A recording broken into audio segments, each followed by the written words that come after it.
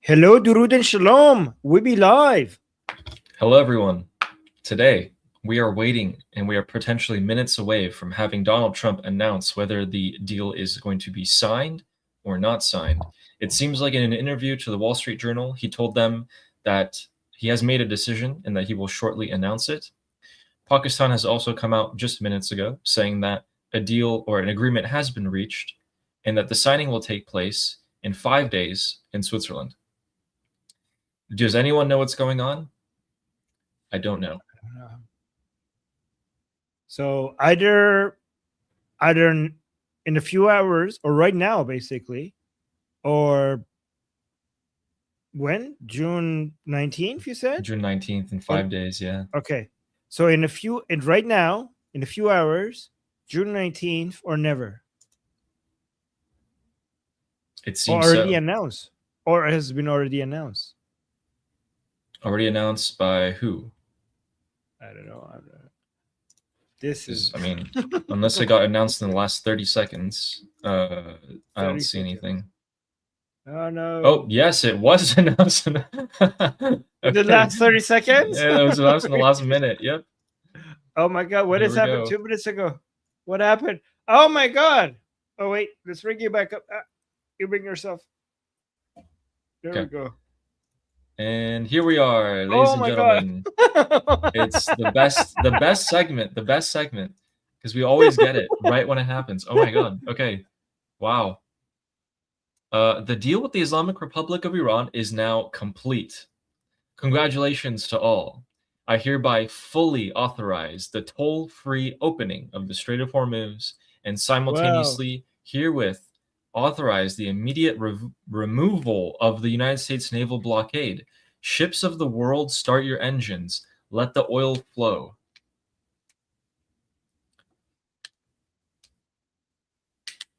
Wait, what? Wait. Okay. What? Removal Yeah. of the blockade. At the same time as the hormones. Okay. Isn't Israel pounding Hezbollah as we just earlier today? Yeah.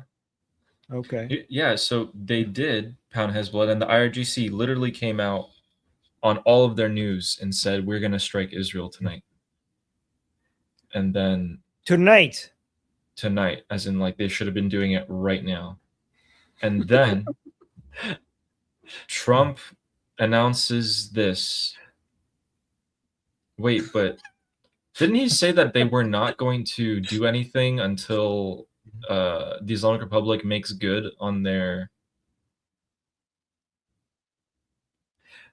by the way, this is exactly in line with this is completely in line with what we talked about. If it still gets the Islamic Republic to give up its enriched uranium, right? So I just don't see the Islamic Republic abiding by this for too long. Yeah, that's fine. That's fine. I just don't understand why they came out, like him, JD Vance, all of them are saying we're not going to give them anything until they do their part. And so I'm like, then why are we just opening up the strait? So here's what it means, right? He says, I hereby fully authorize the toll-free opening. Okay? He's saying toll-free specifically. The IRGC are saying only tolls. The Strait of Hormuz will only be opened with tolls. These guys contradict each other at every point, with every side declaring their own version of the deal, and there's nothing so far that I've seen for them to be on the exact same page. This is so strange, because here's what's going to happen. The United States is going to stop escorting ships, or so it seems, and then ships are just going to flow through, right? Then Right. the Islamic Republic is going to be like, hey, you can't just leave. You need to pay the toll. And the ships are like, but No, we the can just Islamic leave. Republic is not gonna. They're not gonna protect. They're not gonna collect any tolls. Exactly. no So they're going to start shooting at the ships. will they shoot? I mean, if they like, will like you're talking about some parts of the IRGC will then. Well, what about this part? What about Araghchi came out on state TV and said there's not going to be any tolls. That's what he said. Yeah, he said there was going to be a service fee. It's fucking bullshit, like service fee. But hear about this. That's just what do you think about this then? All these ships that are going to leave, isn't that all of the Islamic Republic's leverage gone? Like they're watching their leverage leave after all these thousands of this 1,600 oil tankers leave. That's all their leverage gone, right? Because then all the oil is flowed. The price of oil comes down. They have no leverage. I don't understand this. So they're going to fire on ships. I don't see any other way. Oil prices will drop. The Islamic Republic, if this is confirmed by the Islamic Republic, the regime supporters are going to lose their fucking mind. Like I can't wait and see to what the regime supporters lose their fucking mind. Like I don't know. It's really hard to see if they manage to get it done this fast. But if they do manage to get this done this fast, this is really exciting to see the meltdown of regime supporters tomorrow. I mean, we did say that we wanted to get to a deal, right? The issue that we might have is that, okay, if the blockade is removing, that's going to remove pressure from the Islamic Republic. True, but it's also taking one of their 3 leverages away from them, which is the Strait of Hormuz. As long as the Strait of Hormuz opens up as well, as long as all the pressure that the Islamic Republic has tried to put on the global economy all of a sudden disappears because of all that oil just entering to the world market. Exactly. The Americans have... Yeah. I can't comprehend that. Yeah. Why would the Islamic Republic let that happen to them? I don't know, because I mean they don't have any choice, because they were suffering. No, I mean I do know, because they couldn't survive any moment longer with the blockade going on. I mean, the Americans have effectively shown the Islamic Republic that they could put a blockade on any moment that they want, so that the Strait of Hormuz is not a leverage anymore for the Islamic Republic, right? Yeah. So this is 1 out of 3. This is 1 out of 3 win right now. So we have 3 leverages for the Islamic Republic: the Strait of Hormuz blockade, Hezbollah, and the enriched uranium. The enriched uranium part is the most difficult, but this is the United States effectively demonstrating that their blockade has made the Islamic Republic blockade ineffective. So 1 out of the 3. If the oil actually does leave the Persian Gulf, that means 1 out of the 3 leverages of the Islamic Republic is irrelevant. We have to go for the other two. Okay, so the price of oil is going to plummet. People in the chat saying that we were wrong. Me and Ali have been saying for a few days that getting to a deal is actually in benefit. Like, have you guys lost your mind? Have you guys not seen what a deal has done to the Islamic Republic? Just the mere idea that we might get to a deal has made the internal divisions and infighting within the Islamic Republic escalate to the new heights. If this is, I don't know if this is true, okay, because it's Trump. So we have no idea if this is true yet. But if the Islamic Republic comes out and confirms that there's actually a signature on an agreement, and I think Trump is, by a deal, he's talking about the MOU, not the actual deal. I think he's talking about the MOU. But if we actually get confirmation that there is a signature on an MOU, this is fucking beautiful. This is the Islamic Republic signing an agreement with the murderers of Ali Khamenei. Ever since yesterday, when we saw what the suggestion of something like this is doing to the regime supporters, I have been wondering what happens. This is what we said yesterday. Like, this is exactly what we said yesterday. It's like, imagine if this mere suggestion of an agreement does this to the regime supporters. What does an actual signature get you? Okay, listen, all of the people who are typing as fast as they can that we're coping, stop typing for just 1 second. An MOU is a memorandum of No, understanding. no. The people who are anti-Trump, they're not going to change their mind. It doesn't really matter. This is like seriously. But here's what they're saying. Okay, so their point is that Trump is just capitulating. Trump is surrendering to the Islamic Republic. Guys, again, because you guys watch us, right? Like I see you in server, I see you in Find Trust, I see you people.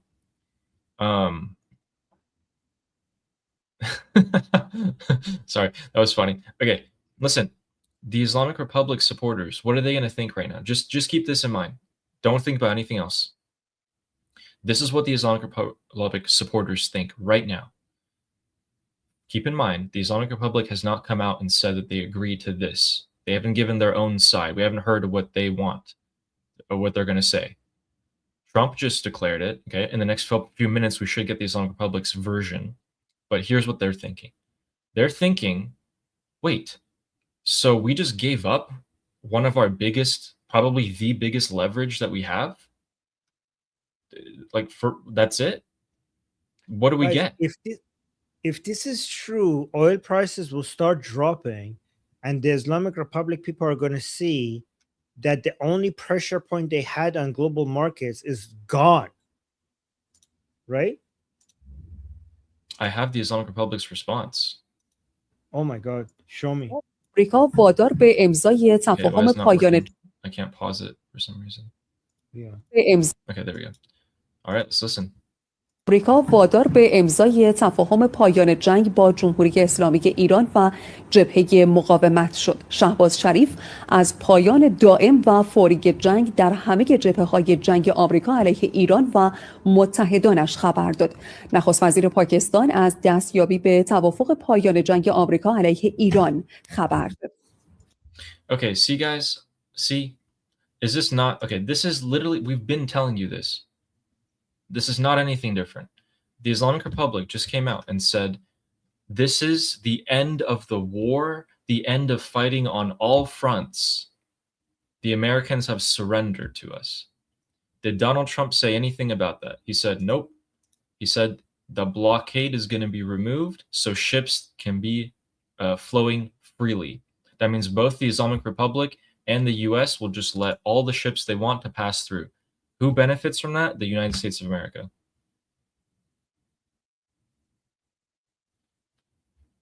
Wait, I don't know if this is true or not. We're seeing video evidence of actually. So we already had some people saying that IRGC forces have opened fire on fellow IRGC members. Well, it's not IRGC members. Whoever is saying this doesn't understand that the street people is not IRGC. Yeah. Like, oh my God, this is such a wrong description of what's happening. This is not IRGC opening fire on fellow IRGC. What is this Mossad commentary saying? This is at the street people. See, that's what people are saying since yesterday. And I'm telling them it's not, Basijis aren't shooting Basijis. You had some police hit regime supporters with batons, like a few of them. That's all that happened. No one shot anyone. Okay, so but let me see. Let me show you the video. Let me see if this is what's happening here. I think there was a video, but you can see a couple of Islamic Republic flags, and there's a white flag as well, right? Is that the one you're talking about? Let me see if this is what I have. This is by Mossad commentary, but the complete Oh yeah, I saw that. So yeah, apparently that's from Iraq. That was from a few months ago in Iraq. Okay, so this is wrong. This is false information. This is from Iraq. Yeah, this is from Iraq, like I think 4 months ago, 3 months ago. So reports indicate IRGC forces have opened fire on fellow IRGC members. Even if this was in Iran, it wouldn't be fellow IRGC members. It would be the street people, the Paidari affiliated people, as internal tensions are. And you're saying this is not in Iran. This is in Iraq. Let me play this.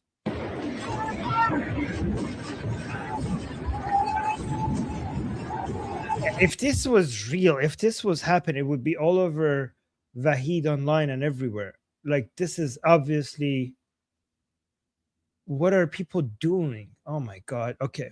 Yeah. Never mind. Okay, That is not so verified. this is the crazy part, is that hundreds of millions of barrels of oil are suddenly, apparently, right? Apparently, according to what just is said, hundreds of millions of barrels are suddenly going to flood the world markets. The price of oil is going to shoot down. People are going to struggle to sell their oil at this point.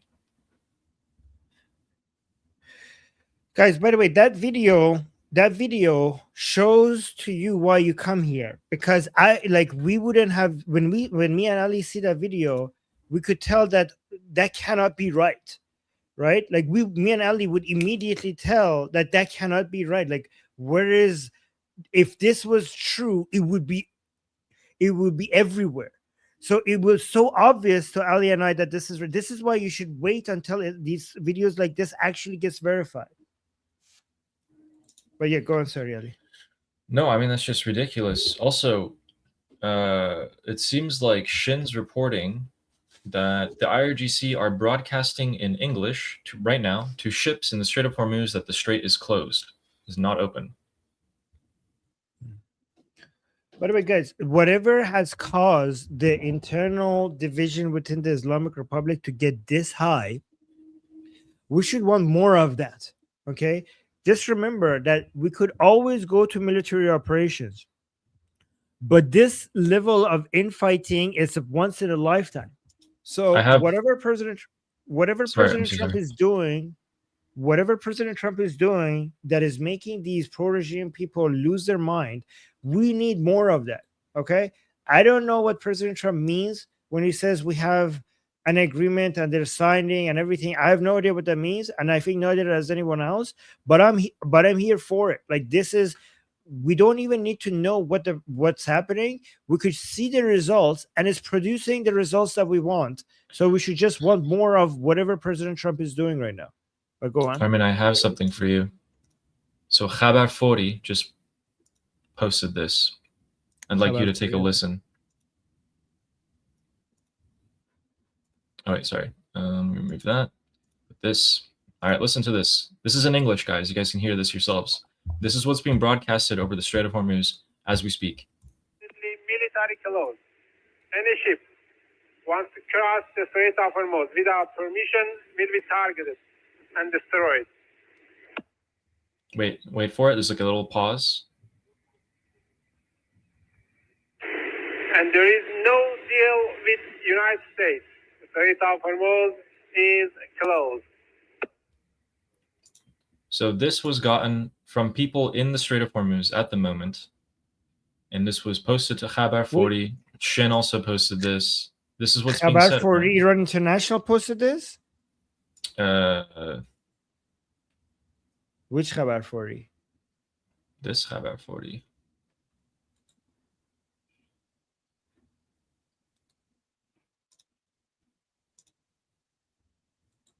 This one?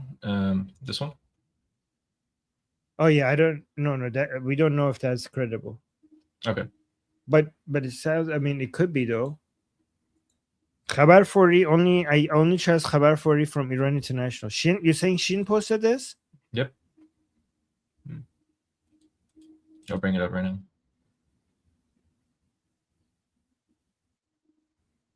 So look, this is what I can't fathom, is that the Islamic Republic will stand by and just let over 1,000 ships go out, lose all of their leverage over the world markets with price of oil. All they want to do is make the United States bleed out. Like, they want to outlast the United States. How are they going to outlast the United States if the price of oil drops down to like $60 a barrel? They can't afford to think about that right now. They need money. Look. Here's what I am concerned of, though. Vance, everyone said the regime will not get any money until they fulfilled their end of the agreement. They're not giving money. They're not giving them money yet. I mean, we haven't seen in the post by Trump that they're getting any money. But didn't they also say, or am I misquoting this? Didn't they also say that we're not going to lift the blockade until they deliver on their end? Nope, they didn't say Okay. that. In fact, they said the opposite. Guy sent this to me. Like, they said that the removal of the blockade would be in exchange for removal. The removal of the U.S. blockade would be in exchange of removal of the Islamic Republic blockade on Strait of Hormuz. But if that audio that you played is correct, that means that, at least from the Islamic Republic side, they're not holding their end of the deal, which is something that we predicted, because how is Ghalibaf is going to go and stop every single IRGC, I don't know, speedboat from attacking? Like, how is he going to go and just be like, you shall not pass? Like, he's not going to be able to do that. Like, if any IRGC, if there's any other part of IRGC, this is why Hezbollah is attacking Israel. Okay, why? Let me ask you this, everybody. Why would Hezbollah be attacking Israel right now in the middle of all this? Like, why is it like so? So here's the thing. Israel came out and said that we will not attack the Dahya, okay, for as long as Hezbollah doesn't attack mainland Israel. They're like, even if they attack our forces in southern Lebanon, okay, we're not going to attack Dahya, okay. But if they attack mainland Israel, that's a red line. We're going to respond. And then what does Hezbollah do? They attack mainland Israel. Why would they do that? Why? It seems like the IDF are still conducting strikes. Wait. on Lebanon. I'm saying no. Before we go, I'm asking the question. Like, let's finish this thought, right? Why do you think Hezbollah would do that? Besides the obvious? Well, because obviously this shows that Hezbollah is following The orders. directions from somebody who is against the deal. Yep. Okay. That means that within IRGC, there are certain people that are directing Hezbollah to do exactly what Israel said, that if you do, I will attack southern Beirut, right? That is the only explanation. Am I missing something here, guys? That means there are people. That means that there are people within IRGC that are against the deal. So here's the question. If there are people within the IRGC that are against the deal, how is Ghalibaf is going to hold his end of the deal if he doesn't have full control over every segment of IRGC? The blockade is going to be, the American blockade is supposed to be lifted in exchange of the Islamic Republic removing their blockade. If we have IRGC that is against, we know there have IRGC segments that is against the deal being removed, then obviously IRGC, this is what we said yesterday, that obviously the IRGC could still go and attack commercial ships around the Strait of Hormuz, and then violate the deal, and deal is off. But go on, sorry, I interrupted you. And then, guys, we will respond to the super chat soon, but let's go through the updates right now. We can always return to the facts, is all I'm going to say. And the facts reveal that as of right now, not only has not much changed, but it seems like the Islamic Republic is going to tear themselves apart about this. I don't see, like, the whole leverage was all these, this over 1,500 ships. When they start leaving, if the Islamic Republic lets them leave, the price of oil plummets down. The US can just take their time doing whatever they want to. Exactly. This is exactly what you're saying. Look at this. It already is falling. So imagine if it's actually confirmed and it holds. If all the ships leave, the Islamic Republic will forever lose the Strait of Hormuz card as an advantage. So here's the thing. The Islamic Republic is, I mean, presumably if the strait is open, they're going to start selling their oil, right? Yeah. So that's something that we have to monitor Saad Najad and see what he says about that. Well, I mean, they're not going to be able. So, guys, they're not going to be able to regain all the revenue that they lost during this time. And not only that, the Americans have demonstrated that they could switch off the Islamic Republic revenue at any time they want. So this is a demonstration of the United States' ability to shut off the revenue of the Islamic Republic at any time. And with that, the Strait of Hormuz leverage is useless, but also at the same time, the damage that is done to the reputation of the Islamic Republic, the supreme leader, and their standing among that is a level of damage that could not be undone. That is Never. over there, and it's going to. And now with the signature, if we do actually get a signature, is cement. Yeah, we're gonna get a lot more of that. Okay, so let's go through what the United States can do now, and let's go through what the Islamic Republic can do now. So let's start with the Islamic Republic. The Islamic Republic can start selling their oil. They can start making money. What else can they possibly do? Well, let's just go through the positives before we go to the negatives. That's the main one. They could get oil. They could get oil revenue. That's Okay, the main one. I'm trying to think, other than that, is there anything else?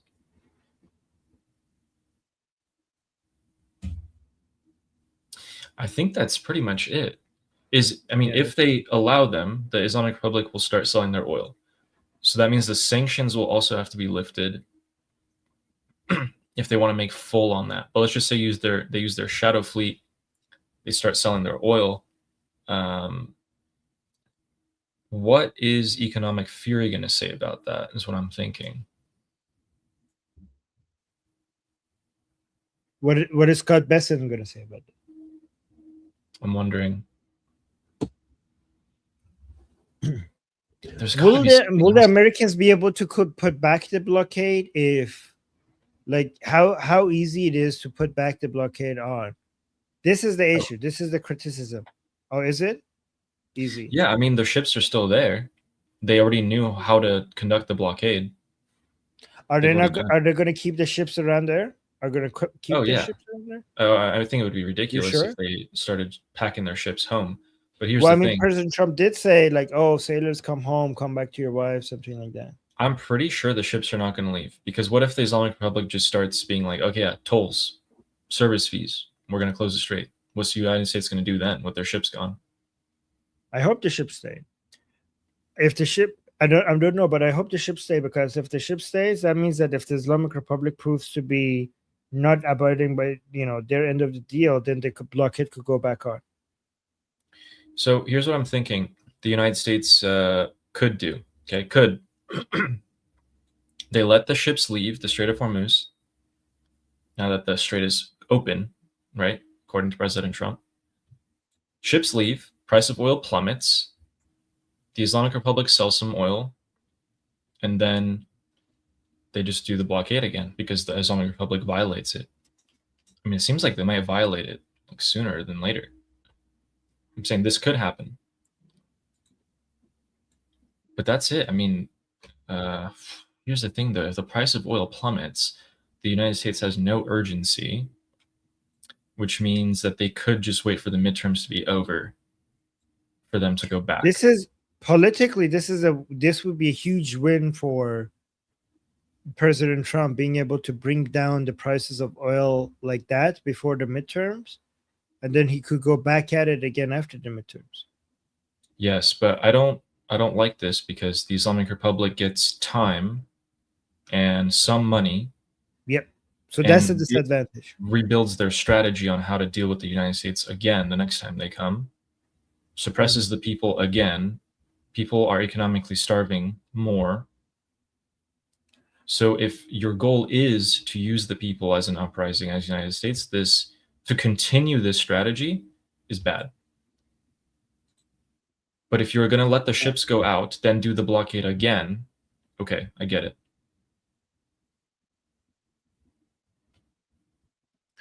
I mean, at the end of the day, President Trump did so we're doing the blockade. So losing the blockade temporarily goes against what we want because the Islamic Republic does get funded, right?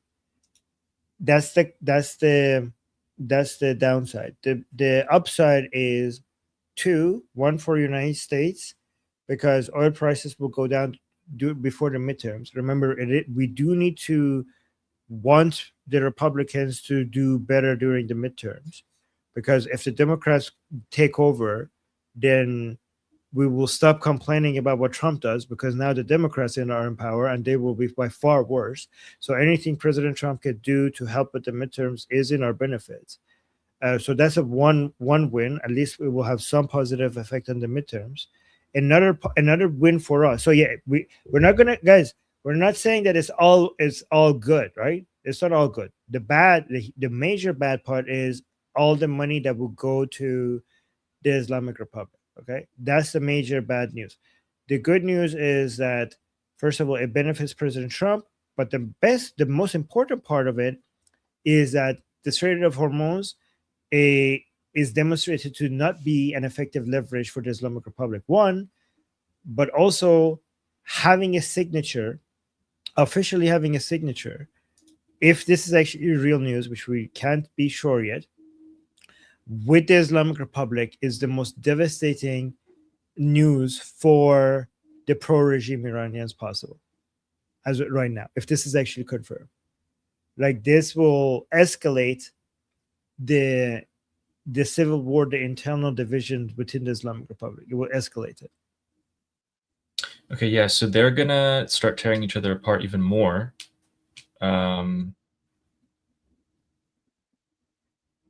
And also we could tell that the IRGC is going to probably violate a lot of this, right?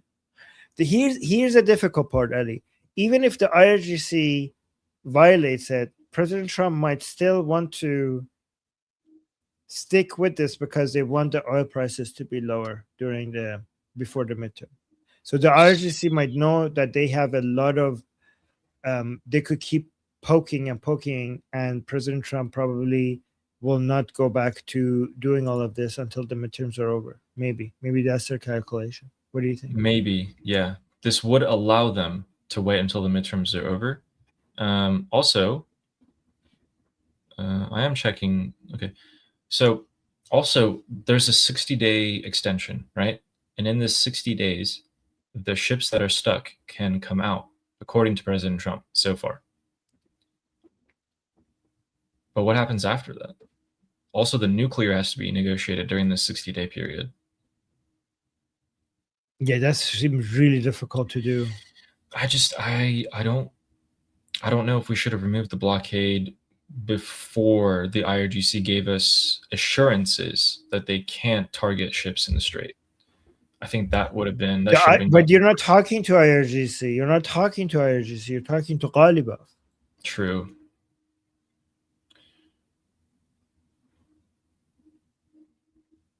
So that's going to fuel even more division. Yeah, looks like division is the main negative for the Islamic Republic here. There's just no way that they're going to get around this. I mean, the regime supporters are definitely going to be so angry that they're losing their biggest leverage on world markets here. Like, why wouldn't they think, okay, now that the US has done this to us, why wouldn't they just come back later at some point in time and just finish us off? All right, we should read the super chats, but before that, let's actually get a summary of what's happening here. Wait, hold on. Is this the best one? Or yeah. Gulf countries like Saudi Arabia, Qatar, and others to normalize ties with Israel in the aftermath of Operation Epic Fury. Because again, the vision here for the president is a Middle East where there isn't a constant state of war, but rather opportunity and prosperity for countries across the region. And so it's a significant announcement. Certainly, there is still a lot of work to be done. There is a big difference between signing and implementing a deal. But this is a major first step toward peace in the region. This is the more complete version. Here, let's actually watch this one instead. This is. Yeah, Kevin, good afternoon. I just spoke with President Trump. He tells Fox News he believes a deal with Iran will be signed in the next 2 to 3 hours. I asked him about the Israeli strikes earlier today against Hezbollah in the Lebanese capital of Beirut. He tells me he spoke on the phone with Israeli Prime Minister Benjamin Netanyahu, asking him, "What the F are you doing?" He told the prime minister not to conduct additional strikes against Hezbollah so that it doesn't I don't like that language against Bibi, I have to be honest. affect this deal from moving forward. Now, the Israelis are bracing for the possibility of incoming Iranian ballistic missile fire, according to. So what is it? What is Israel supposed to do? Like, are they supposed to not respond to Hezbollah for the next 60 days? To the IDF and President. Or were they supposed to just wait for this to be signed? And now can they? Now that we have the signature, can Israel now defend itself, please? Can they defend themselves now, please? According to the IDF, and President Trump tells Fox News he will ask Iran not to respond with missile fire toward Israel, with this deal on the horizon expected to be signed tonight. All of this taking place amid the backdrop of these latest conversations to get this final agreement across the finish line. The president talked about the strikes in the middle of last week when he was hammering many of those Iranian positions, pushing the Iranians back to the negotiating table. You might remember, Kevin, I was on the phone with the president as he was in the Situation Room, and the Iranians called him and asked him to stop the bombing. The president believes that moment was able to shift the equation and again get the Iranians to make these concessions. President Trump says if they sign the deal tonight, he will immediately order the blockade on Iranian ports to be lifted and then move forward into these more detailed discussions as it relates to Iran's nuclear program. But again, the latest headlines that we know here, President Trump telling Fox News he believes a deal with Iran will be signed in the next 2 to 3 hours. This will take place electronically, the president says. And then a week from now, there is expected to be an in-person signing that could take place somewhere in Europe. Again, the president responding after those Israeli strikes today against the Lebanese capital of Beirut. The Israelis were striking a Hezbollah position in response to drone fire over the border this weekend into northern Israel.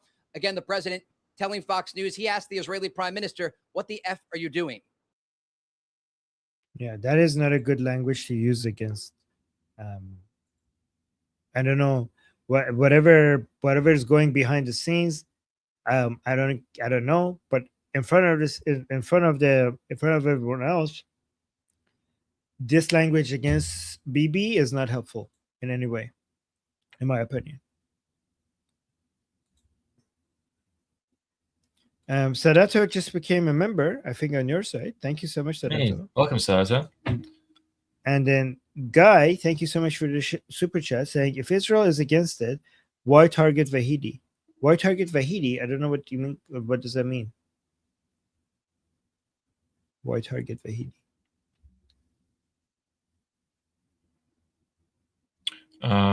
We'll wait until he clarifies that. But hey, Farce News. Farce News is saying that let me show you guys this.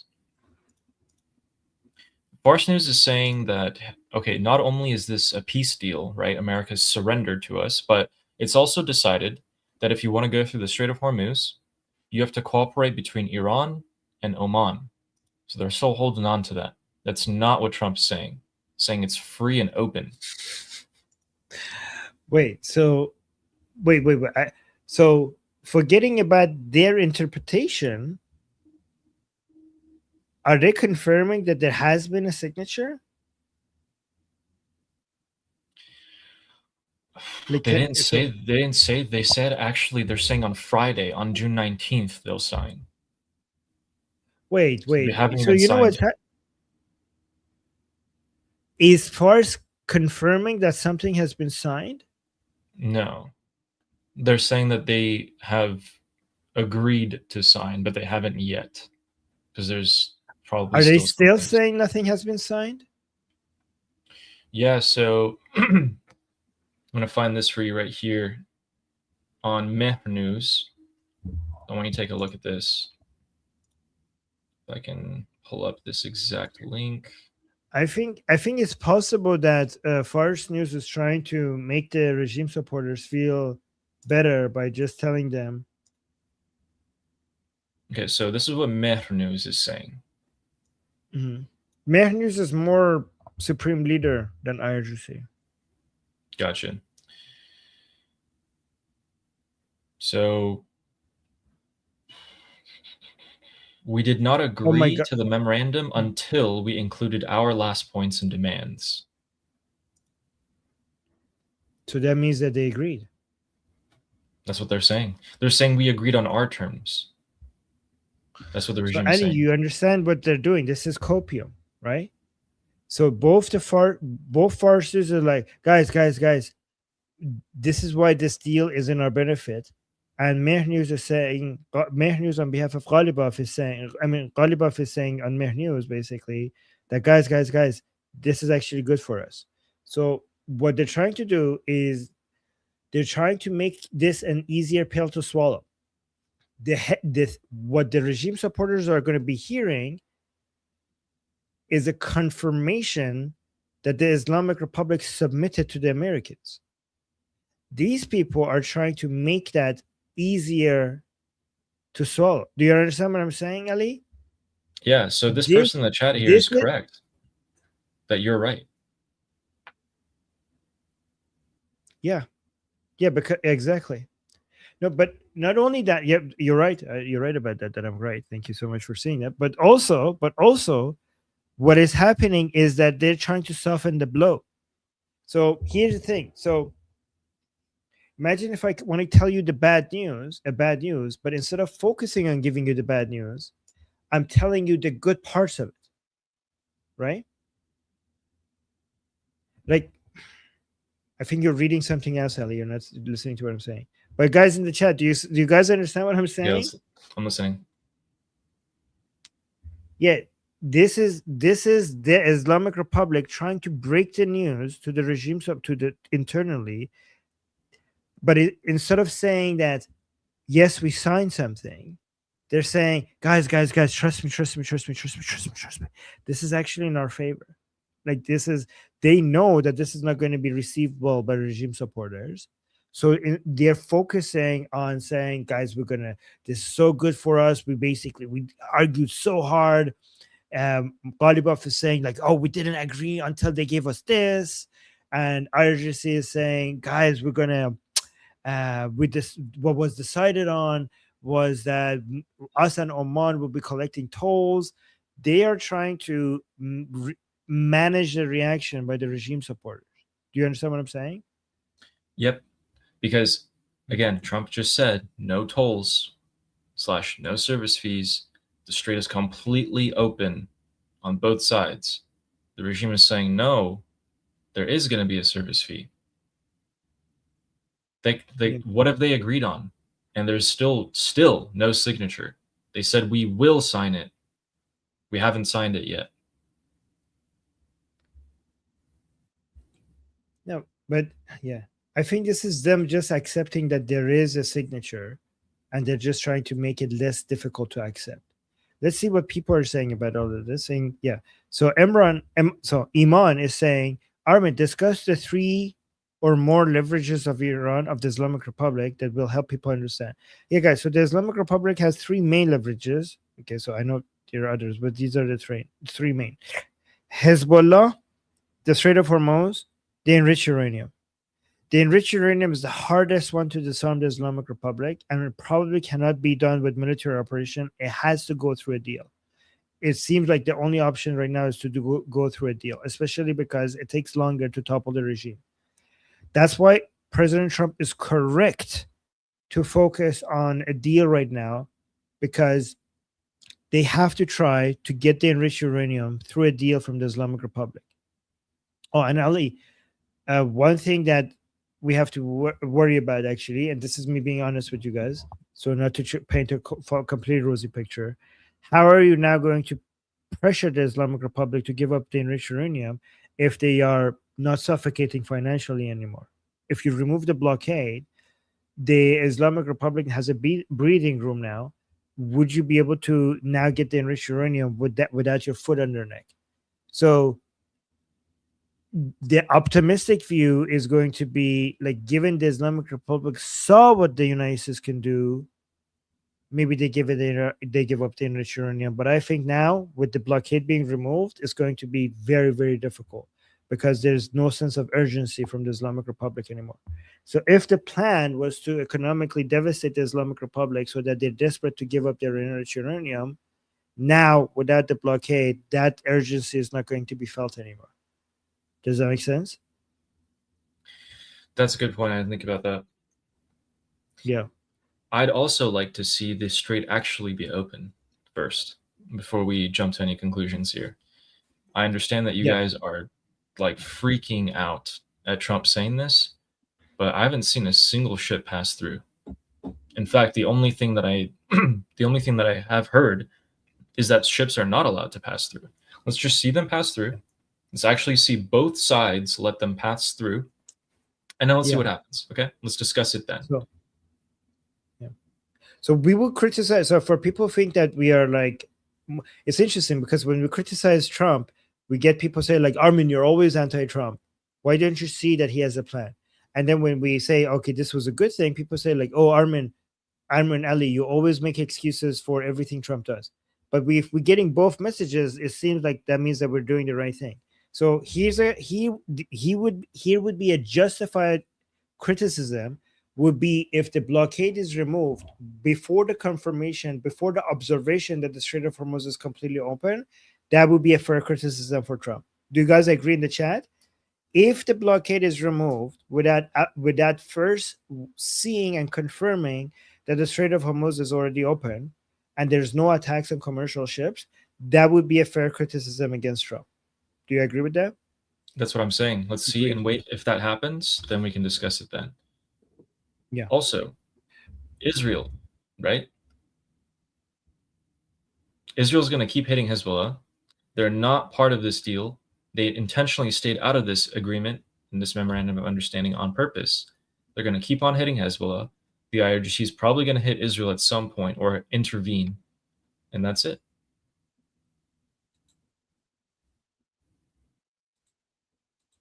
Guys, we're trying to keep an eye on the news while we're responding to you guys. Sarah with the super chat saying Iranians inside Iran are going to hear Trump telling his ships to leave. They will feel abandoned. No, are Iranians inside Iran okay with this? They would not be okay with this. I think most of the reactions are going to be negative to this news, and I completely see why. So you're completely right. Like tomorrow when I go on the Persian channel, I'm gonna probably see a wave of attacks saying, Armin, like, what the fuck, we've been abandoned or something like that.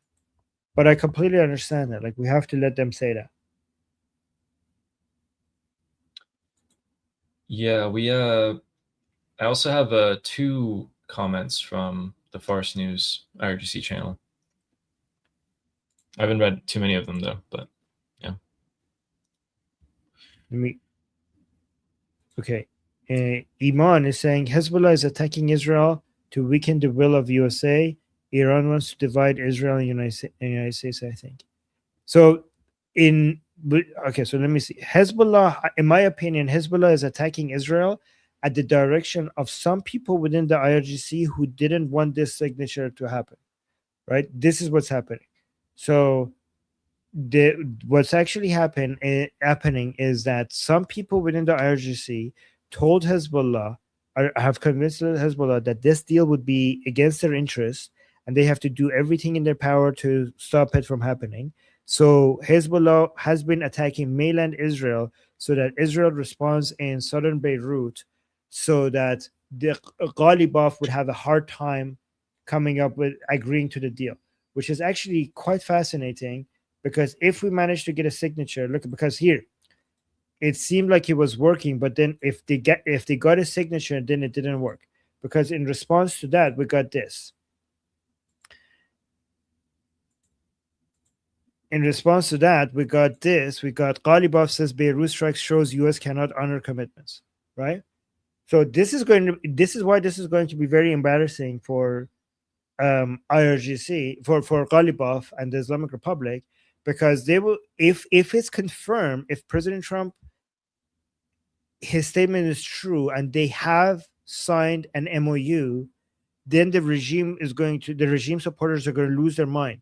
They're saying hours after Ghalibaf came out and said that US cannot honor commitments, you signed an agreement with them hours after you said this. That's what they're going to say. So you're saying that this makes it harder for Ghalibaf, and it's going to make him look worse to agree to a deal with the Americans. Yeah, after he said you can't trust the Americans. So then that makes it easier for his opposition inside the Islamic Republic to get rid of him. They can completely destroy his character first and then cast him aside. That's actually a fair point. IRGC, even if you do get an agreement, at least IRGC has managed to demonize Ghalibaf and maybe even the supreme leadership to the point where they're the only they're like, guys, they're sitting back and not making political statements directly, so they're not losing any legitimacy because they're the warriors, they're the military personnel that the pro-regime people love, and all the attacks are going towards Pezeshkian, Ghalibaf, Arakchi, and even the supreme leadership, and they're just standing by and watching. And not, they have all the military power, but they don't have the people power. But the people power of everyone else is being reduced. So relative to them, they're going to have the upper hand. Okay, so the IRGC have played this very well, because what they've done is that they've actually want this deal, but publicly they can never say so.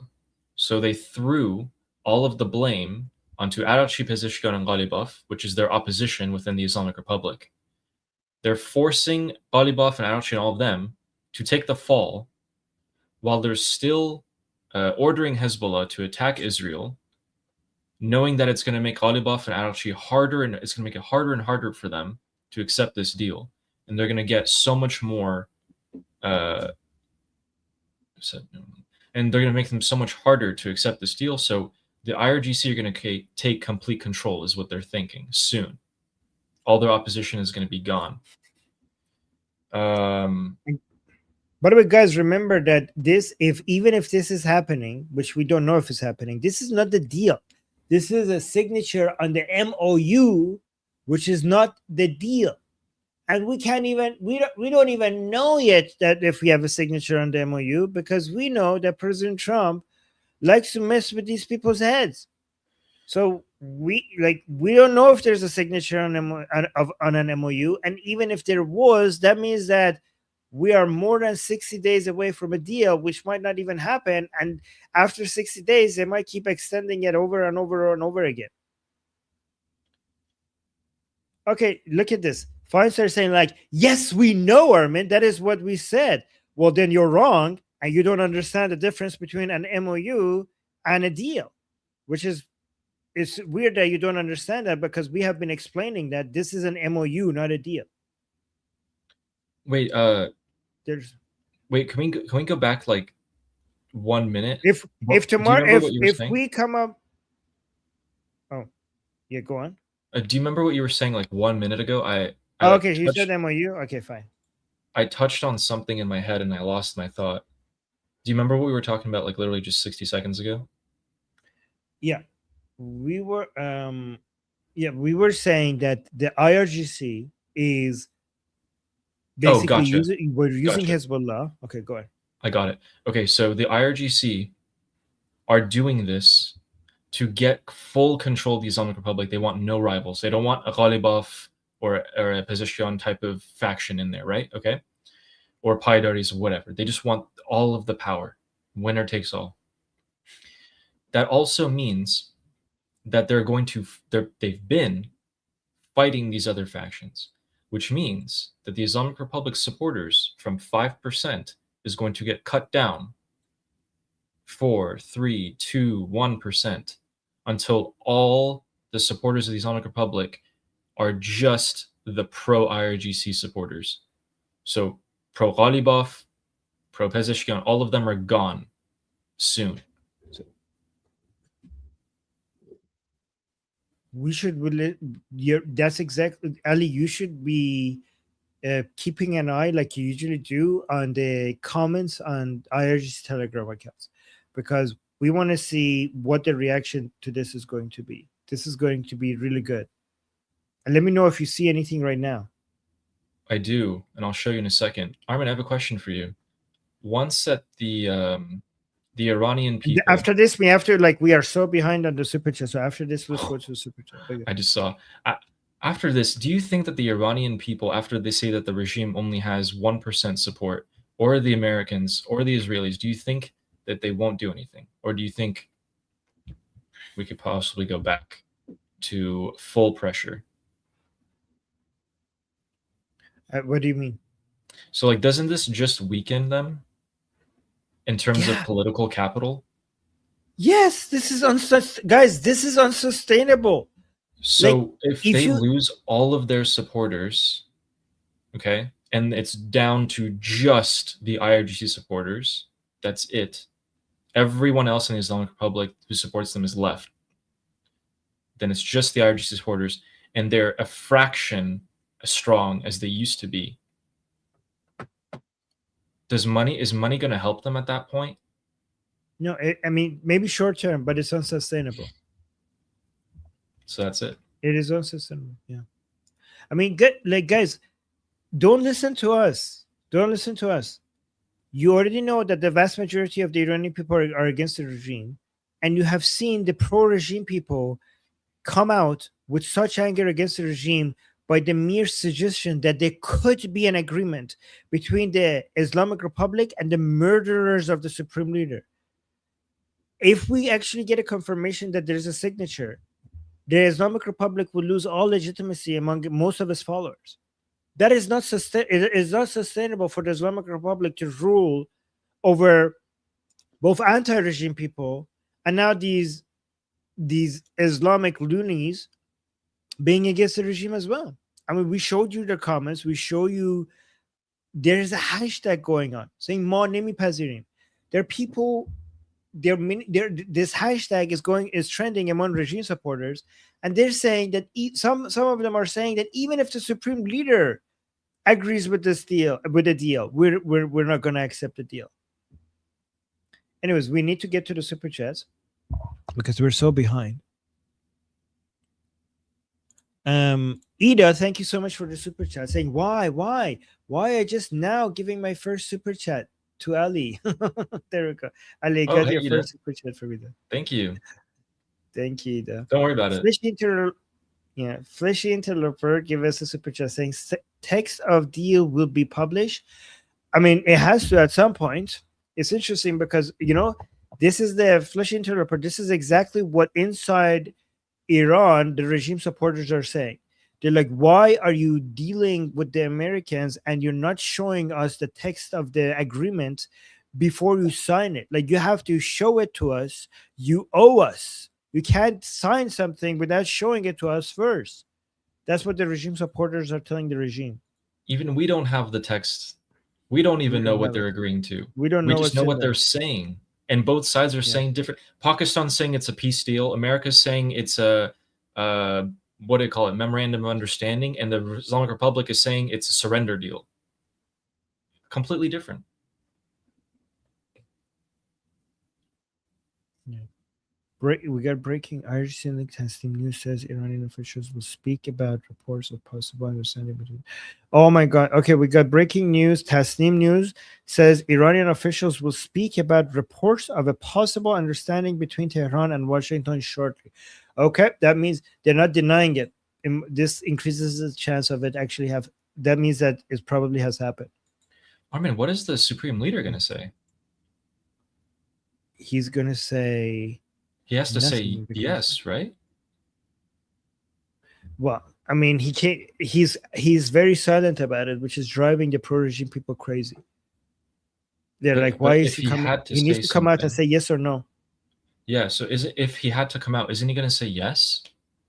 Because he already endorsed Ghalibaf. I think not saying anything is the best option. If he comes out, people are going to be like, he says, messed up. People are going to be like, he knows he messed up. He's not saying anything. I think this is the best time to have conspiracy theorists. This is the best time for taking advantage of your follower base to be a bunch of retarded conspiracy theorists so that they could say, like, maybe they're not letting him say anything, right? Another super chat saying, thank you so much, Tractor6619, saying, Manuk or someone else used to say before US puts boots on the ground, IRGC must be destroyed from within by infighting between different factions. That is exactly correct. That is exactly what we're saying. And this is exactly what this whole deal is achieving. I mean, this agreement, this talk about getting to a deal is achieving.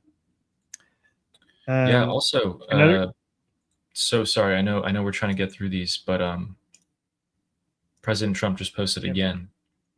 Oh, this is important. Okay, so President Trump just posted again on Truth Social. He said, "This great deal will bring peace and security to the whole region. Many presidents have tried to make peace with Iran and have all failed before me. The leaders of the region have, for the first time, found a president who can help them achieve real peace. With the opening of the strait upon the signing of the deal on Friday, for purposes of mine removal, oil will flow on both ends, again for the region and the world." So we have to see. Okay, first of all, we still don't know if there's actually a signature on the MOU. It seems like there is, because Tasnim is not rejecting it. Tasnim is saying there's going to be they're going to come out. This is what I think is going to happen, Ali.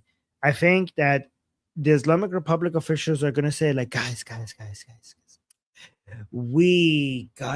oh my God, we got a surrender deal for the Americans. This is beautiful. We actually managed to get the Americans to surrender.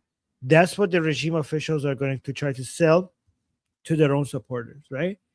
To do that, they have to somehow pretend that they're going to collect tolls at the Strait of Hormuz. They have to pretend that they're doing that, and hoping that eventually, if they can't do that, it's too late. It's already passed, and the rage has already died down a little bit.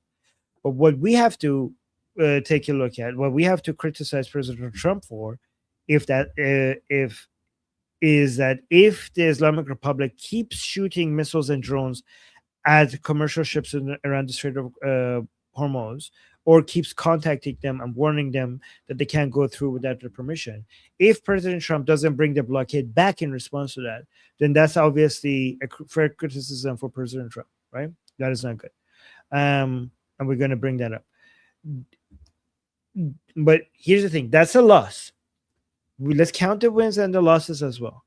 That is a loss. That it goes against what we want.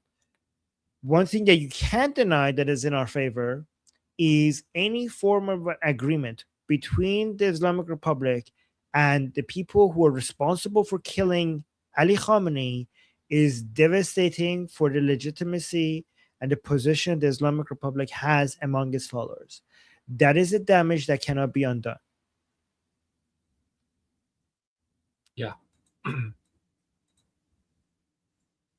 Okay. So the final showdown is going to be the last man standing in the Islamic Republic is going to be the IRGC at this rate. It's going to be Vahidi, Jafari. Wait, I'm getting some updates. I mean, Israel's still going to hit Hezbollah. It's like, okay. So guys, here's what's going on. On Friday, they're going to sign. Apparently, both sides are saying they're signing different things. So let's just see. On Friday, they're supposed to sign, and on Friday, the strait is supposed to open. After it opens, then let's see if it's actually open, or are they going to start shooting each other again? At that point, let's see. Let's discuss it. Yeah. So there's intense jet activity over southern Lebanon, right? According to Shem. Yeah, they're intensely shelling them with artillery. They're shooting artillery into Lebanon at Hezbollah positions all night. It's amazing that we managed to get an agreement on the MOU in the middle of all of this. Like, here's the thing, guys. Remember, the Islamic Republic has told its followers that Hezbollah is a red line. So for them to to sign an agreement while Hezbollah is being pounded is fucking embarrassing for the regime. They said Hezbollah is a red line, and they are signing an agreement with the Americans while Israel is pounding Hezbollah. Agent Anderson with a super chat saying, "Now I know why." What is this? Efshin Emrani said months ago that the regime will fall in 26, but Shah Pahlavi wouldn't return till 27. We have more rounds of this BS. Oh, okay. I see what you're saying. Thank you for the super chat. And then we have George with a super chat saying, Armin and Ali, you both are trying to extract rational reasoning from irrational actors. I don't. I actually have been following the Islamic Republic for the past 20 years. They're irrational about their theological views, but from a survival, for their own survival, they actually make rational decisions. But their action looks irrational to us because part of their calculation for survival is keeping an irrational base of support happy. So the people in charge are actually making rational decisions for their survival, but because that survival requires satisfying their base of support, which is retarded, then they have to do irrational things. But trust me, I've been following these for 20 years. They're not as dumb as you think. Iman, thank you so much for the super chat saying nuclear is Trump's red line. Yeah, so it is, but how is he going to get the enriched uranium out? He has to get it out. And I see why he's so eager to get a deal, because you cannot get it out by force unless you put American soldiers at great risk. Push-ups with a super chat saying Trump is impulsive, just saying. Well, I mean, he is impulsive, but he is being consistent about the Islamic Republic for many, many years.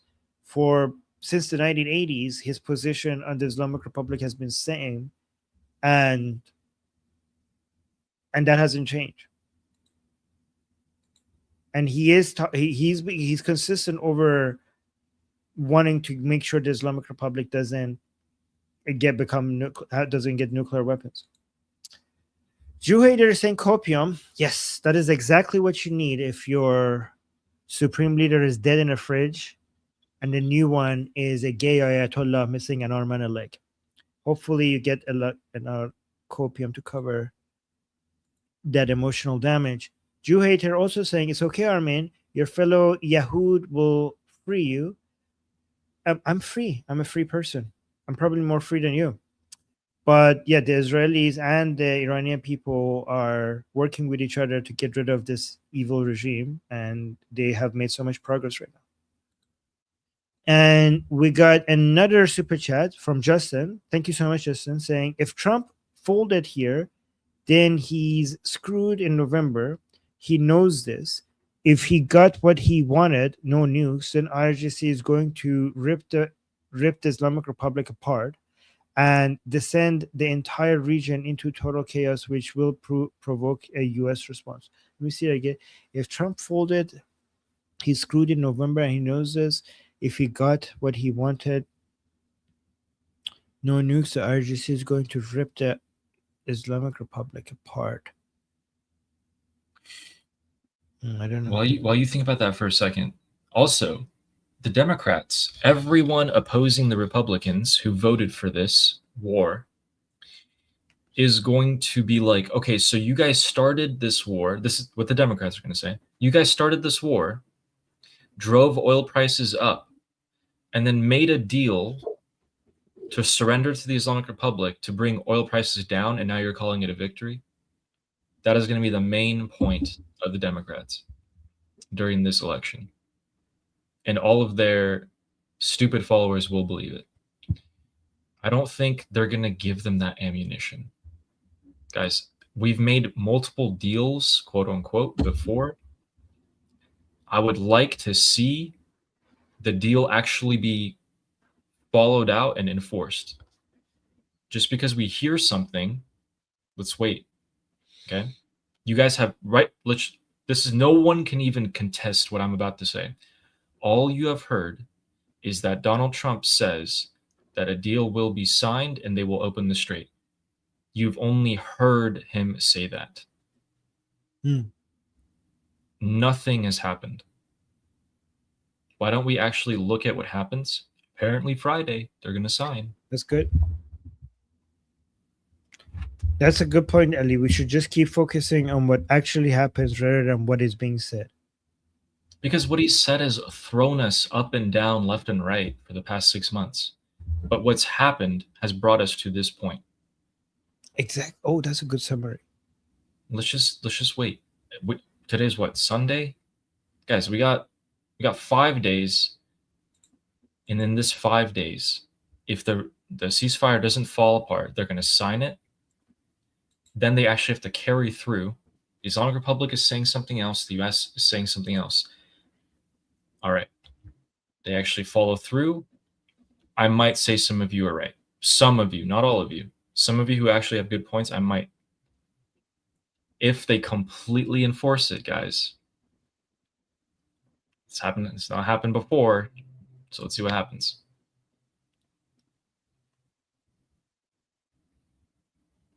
Wait, Iran's deputy foreign. Oh my God, this is great. Like Iran's deputy foreign minister, Kazem Garibabadi, said Tehran's commitments under the agreement with the U.S. will take effect from Friday. He asserted that Iran will enter negotiations only after assets are unfrozen, the blockade ends, and the war is over. Okay, so they're confirming basically that they have an MOU, which is interesting. So the Islamic Republic is confirming it, technically. Well, that's another thing. The U.S. said, Vance directly said, no funds will be released until they uphold the end of their bargain. This is why they removed by the way, guys, did you guys hear that they removed Jalili from this is why they removed Jalili from the Council of Supreme Leadership. So if you come here, has that been confirmed? I saw Shin reported that, right? So guys, Jalili is the most important person within the Paidari camp, and they just removed him from the Supreme Security Council, which suggests that the Islamic Republic is preparing for a backlash from the Paidari camp, and they were trying to silence the Paidari people. Seems like they basically are capitulating to the Americans, and they don't want the people who disagree with this to speak. Also, another thing I need to show, Neil Bunny sent me this. Neil Bunny, and also make sure I give credit. Shadi. So look at this. This is in the same Telegram group, Ali, that you go to, right? This comment is saying اگه توافقی بشه ما ارزشیار روی بی‌حجابا اسید میپاشیم. با قاتل رهبرمون توافقی نباید که بشه. Yeah, I saw that. And they're not kidding. So this first, oh my God, he's coming. Guys, look at this. He's coming with a picture and name. Hamed Ganjurian. And this is his picture. So he's saying, if there is any agreement, we, like more religious-minded people, we like principalists, we will come out and we will throw acid on women without hijab. There should be no agreement with the murderer of our supreme leader. So he's saying, in response, this pro-regime person is saying, if the regime does do an agreement with the Americans, they will come out into the streets and throw acids into the face of non-hijabi women in Iran in response, because they did an agreement with the murderer of Khamenei. And they're not joking. They've done this many times. They have done this actually every time they want to disagree with the regime.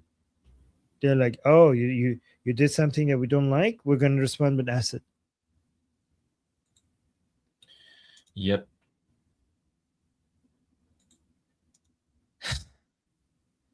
This is, and then Justin with a super chat saying, if Trump, oh yeah, so this one I didn't understand, but here's what I do know when it comes to Trump is, I think that in the United States, people care more about gas prices than whether or not President Trump folds or not. Most people in the United States are not following the details of who's doing what. Trump, Netanyahu, the Islamic Republic. Only us political nerds are following this in detail. Most Americans are just noticing things that are getting expensive or cheaper, or how much they pay at the pump. That has a bigger effect on the elections than whether Trump has folded or not folded, or what the interpretation of what he has done is. But then the second part, that IRGC is going to, if he got what he wanted, the IRGC going to rip Iran, the Islamic Republic, apart. I don't understand that part. Entire region to. Oh yes, you're saying basically if the if IRGC is losing, they're going to do score sheriff. That's what you're saying. I don't know if they could. I know some of them would want to do that. I don't think if they can, because there are many people, like the IRGC, like we saw in early January, many IRGC people couldn't even shoot at the Iranian people, even though they were commanded to. So that might suggest that the score sheriff strategy by the Islamic Republic would not actually be able to be carried out, at least to the level that the IRGC wants. Jew hater saying maybe Trump is a Jew hater too. Nope, that's just you.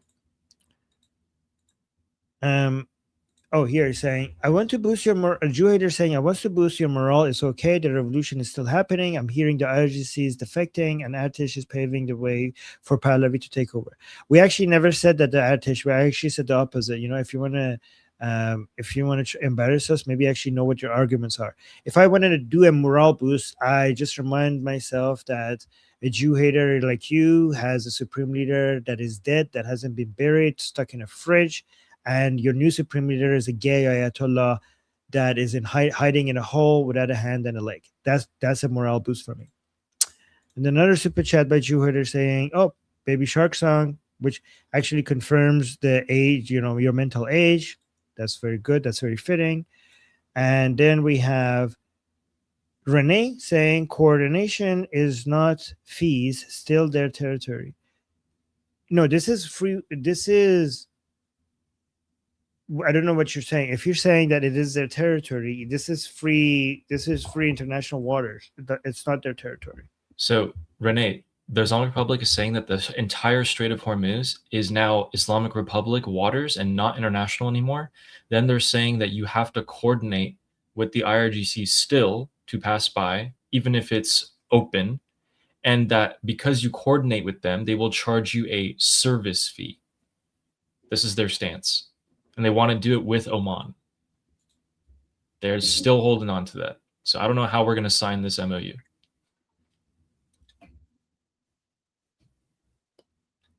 Yeah. Okay. Yeah. And then we got another super chat from George saying there are actually four peace deals, and all have been agreed to by the authors and nobody else. The truth. The U.S., Islamic Republic, Pakistan, and Qatar each have been agreed to by their authors and nobody else. Yep, pretty good. I mean, right now, also, if there is an agreement right now, it's over an MOU, not a peace deal. So that's pretty accurate. Okay, Jew hater saying, all I'm hearing is Goislab copium.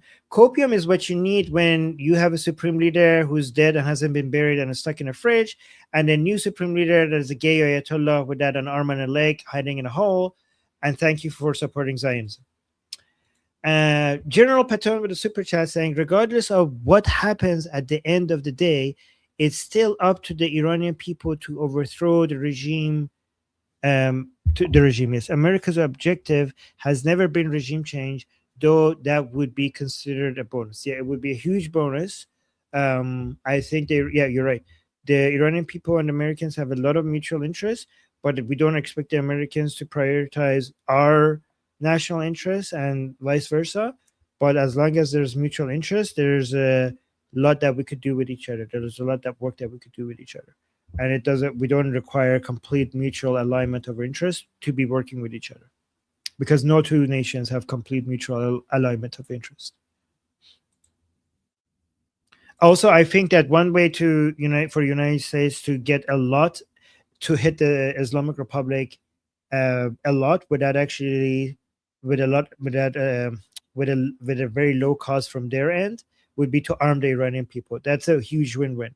It will not put the American soldiers at risk. It's very low budget for Americans. It will empower the Iranian people, and it will weaken the Islamic Republic significantly. And I think if they do that, if they want to do that, it should be in coordination with Prince of Pahlavi. And I think that's a win-win for both of us. Leo is saying, what's your hardline action that would actually disappoint you that Trump does? I mean, Trump has already done things that I don't like. He has done many things that I do like. He has done things that I don't like. Like, for example, right now, if the naval blockade is removed without actually confirming and seeing that the Strait of Hormuz has been open, that would be something disappointing. You know, I don't hide that. I'm not 100% in agreement with everything, right? It's like he can do no wrong. Nope, not Leo. Like Leo, we have had many times expressing disappointment. Like, for example, President Trump's language with Netanyahu has been unhelpful, in my opinion. You know, I celebrate everything President Trump does that I like, and I have multiple times expressed things that I do not approve of. Right? You've seen me do that multiple times. So right now, for example, if the blockade is removed and the Strait of, without confirming that the Islamic Republic is not going to be attacking commercial ships in the Strait of Hormuz, that would be disappointing. You agree, Ali? Completely agree. I don't like how he talks to Bibi disrespectfully. I don't like that we had a ceasefire in the first place. And I completely don't agree if he does just lift the blockade completely, send his ships home. Oh man, that would be so bad. I'm gonna have words to say. So guys, we're honest with you guys. Like, we're not like, you know, we're not going to be completely defending everything, right? Thank you for asking. Push-ups, thank you for the super chat saying, see Shehbaz Sharif tweet on deal explains June 19th.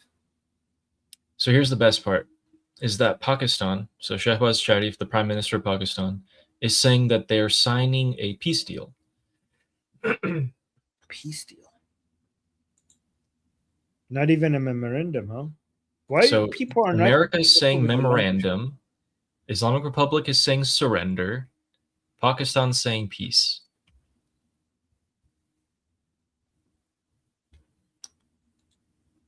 America. I was gonna say something, but I think it would get canceled. I think my channel would get removed.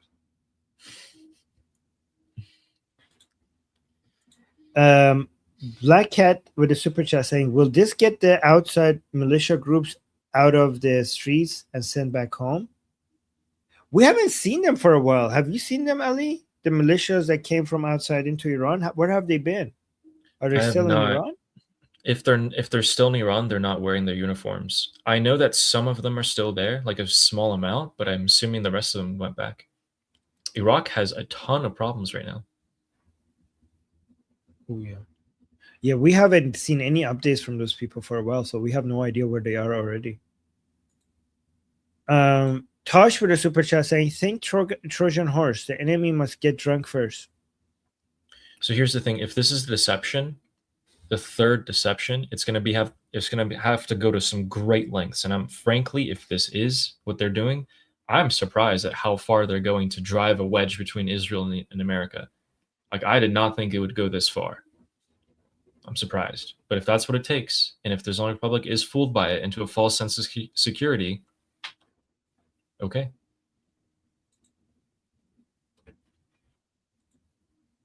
Jew hater with a super chat saying, these cute kids don't understand Iran redefined the battlefield. Okay. The only reason this is happening is due to the strength and honor of the axis of resistance. Okay. You did actually manage to make me smile. That was a funny joke. That's funny joke. That is a funny joke. Sounds like copium to me, but okay. Again, axis of resistance couldn't defend its leader, couldn't even bury its fucking leader. Wow, so much power. You can't even bury your supreme leader. Your supreme leader is still stuck in a fucking fridge. So much power. Okay. Okay, buddy. Okay, that was funny. I give you that. General Patton with a super chat saying the right to bear arms should be in the new Iranian constitution. I, as a citizen of Iran, would vote for that. When Iran is free, one of the first election would be a referendum to vote for between monarchy and a republic. I will vote monarchy. The second vote will be to choose the members of the council, the founding council. Yeah. So the founding council, we're going to be choosing. We're going to vote to select the members of the founding council. Right. So basically, like in the United States, you have the founding fathers. In Iran, we're going to elect our founding fathers. Right. And that council of founders, they're going to write the constitution. Me as an Iranian, I will vote for members, for the candidates of the council of founders. I would vote for the candidates that would want the right to bear arms in our constitution, that they would write that in our constitution. Ali, what about you? I'm an American. Yeah, I would vote for it. Okay.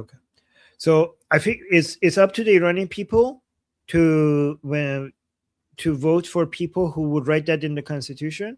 But I think after our experience what we experienced in early January, I think if I had to guess, I think most Iranians would agree with that.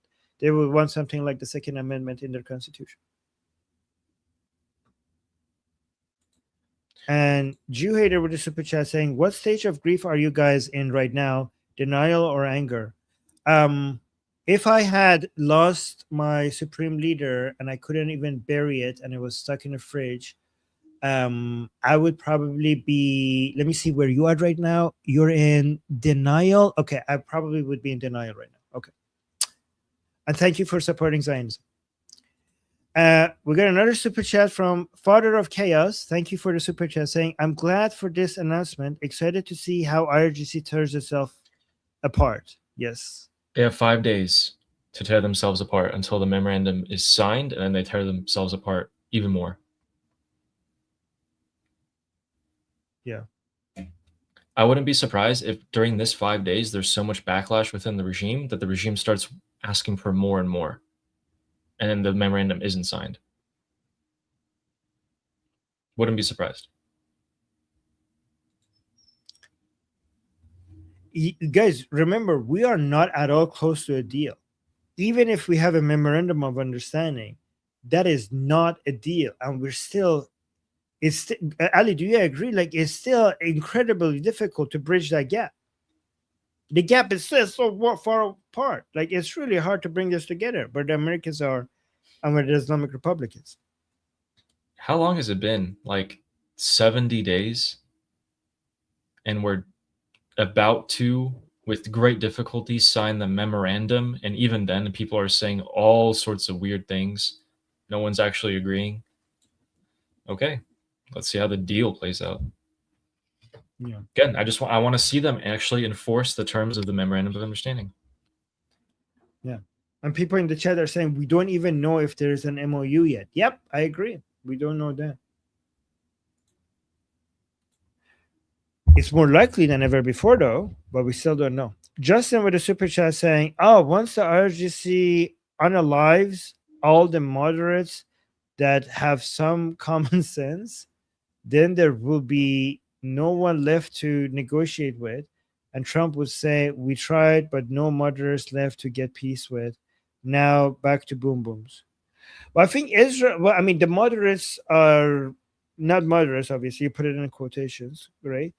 I think Israel would take out these, because these so-called moderates are useful to the Islamic Republic, because they know that the rest of the Islamic Republic would not be able to do the negotiations, right? You're seeing their use right now. They're taking the Yep. blame. Yep. They're too useful for the Islamic Republic to kill. That's why I think that it's more like I would want to see Israel, if the deals break apart, or like the idea of a deal breaks apart, or if we do get a deal and then we get the enriched uranium out right after that, or more likely even maybe if there is no deal and everything breaks apart, I think as soon as Israel gets the green light, the first people they need to target are the so-called moderates. I have been, Ali, remember, like from the beginnings of the Iran Revolution Live, I was saying, like, people are like, oh, Vahidi, oh, this guy or that guy. I'm like, can you take out Rouhani and Ghalibaf and Araghchi? And these are, back in the day, like, people didn't know who these people are. Like, can you go with these?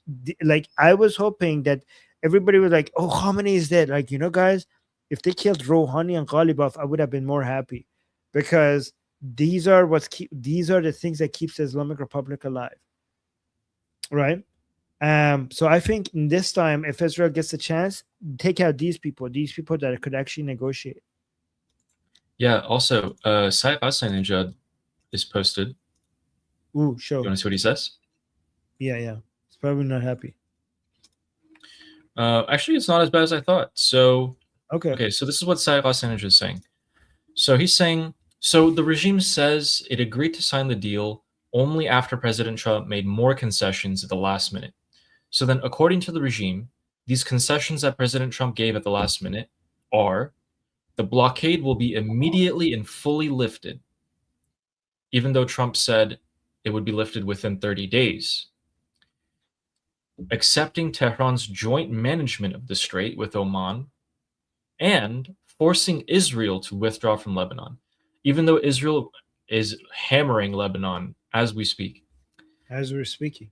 Regime sources also say the US has also agreed to release $25 billion and lift all sanctions on oil.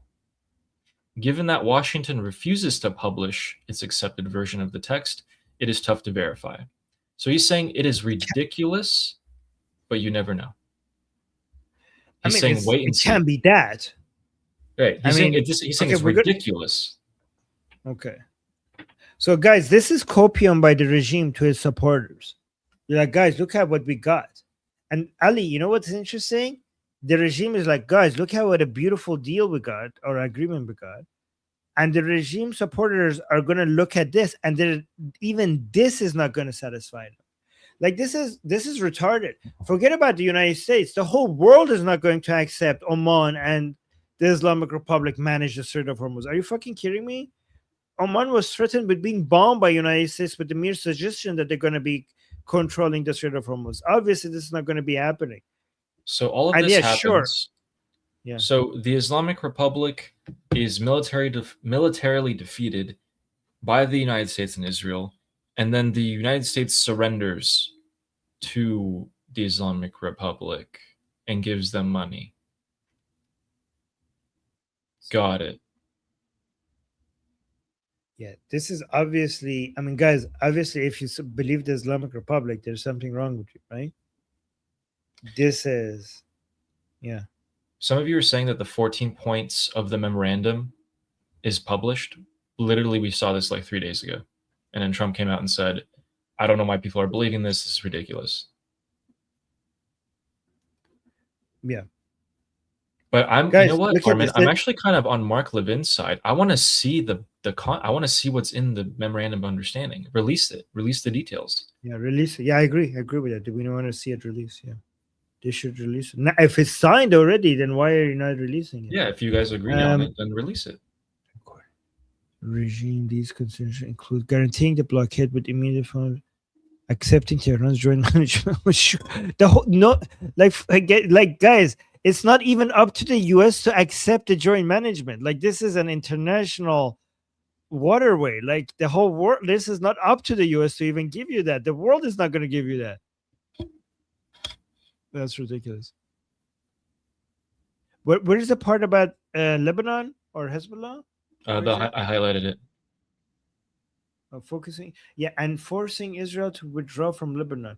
Yeah, good luck with that. Israel is hammering Hezbollah as we speak. How are they going to force them? Is the United States going to send its military against Israel? Like, how are they going to? Like, sure, buddy. شطور در خواب بیند پنبه دانه. So this is more or less the same as we've been experiencing over the past few months. They say something, and then what actually happens is a Masmalid version, is like a convoluted, stretched out, distorted version of what they said was going to happen. Yeah, nothing has ever throughout all of this, nothing has ever been what the Islamic Republic has said it has been. Like not a single time, not a single time. For President Trump, sometimes it's the same and sometimes it's not, where it's all over the place. But with the Islamic Republic, it's more predictable. With the Islamic Republic, everything they say is not the case. With President Trump, you never know.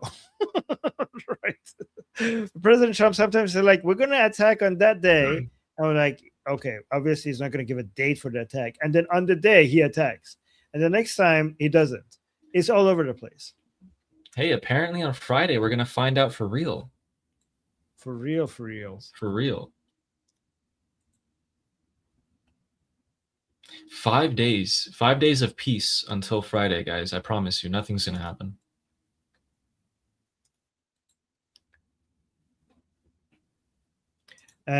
BT with a super chat saying Trump is kind of a white Arab. I mean, he negotiates with them like an Arab, so I see where you're going with that.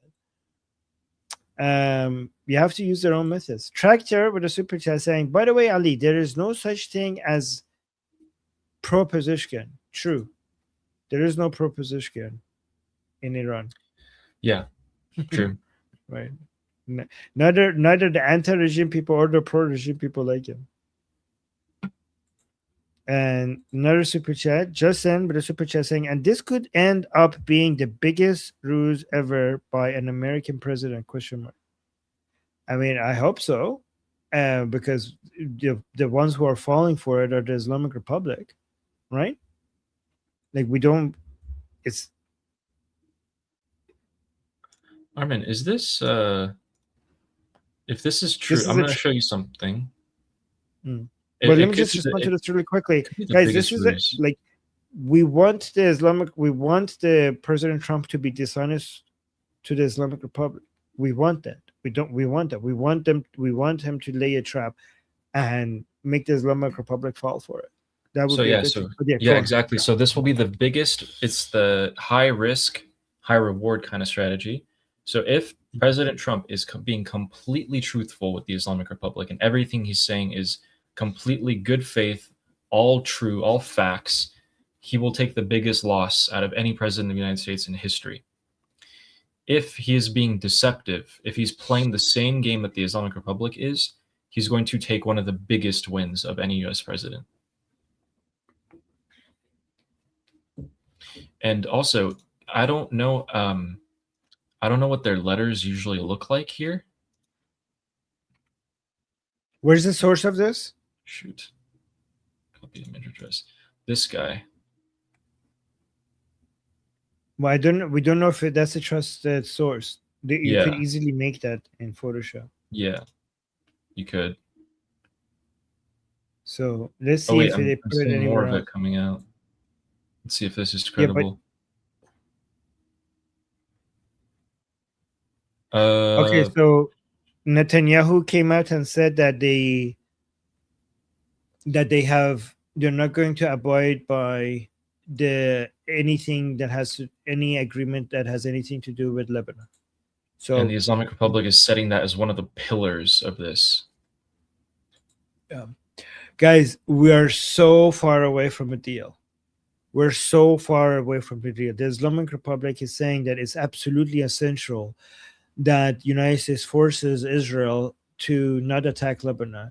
And Israel is telling the United States that they're not going to abide by anything in regarding Lebanon in a deal.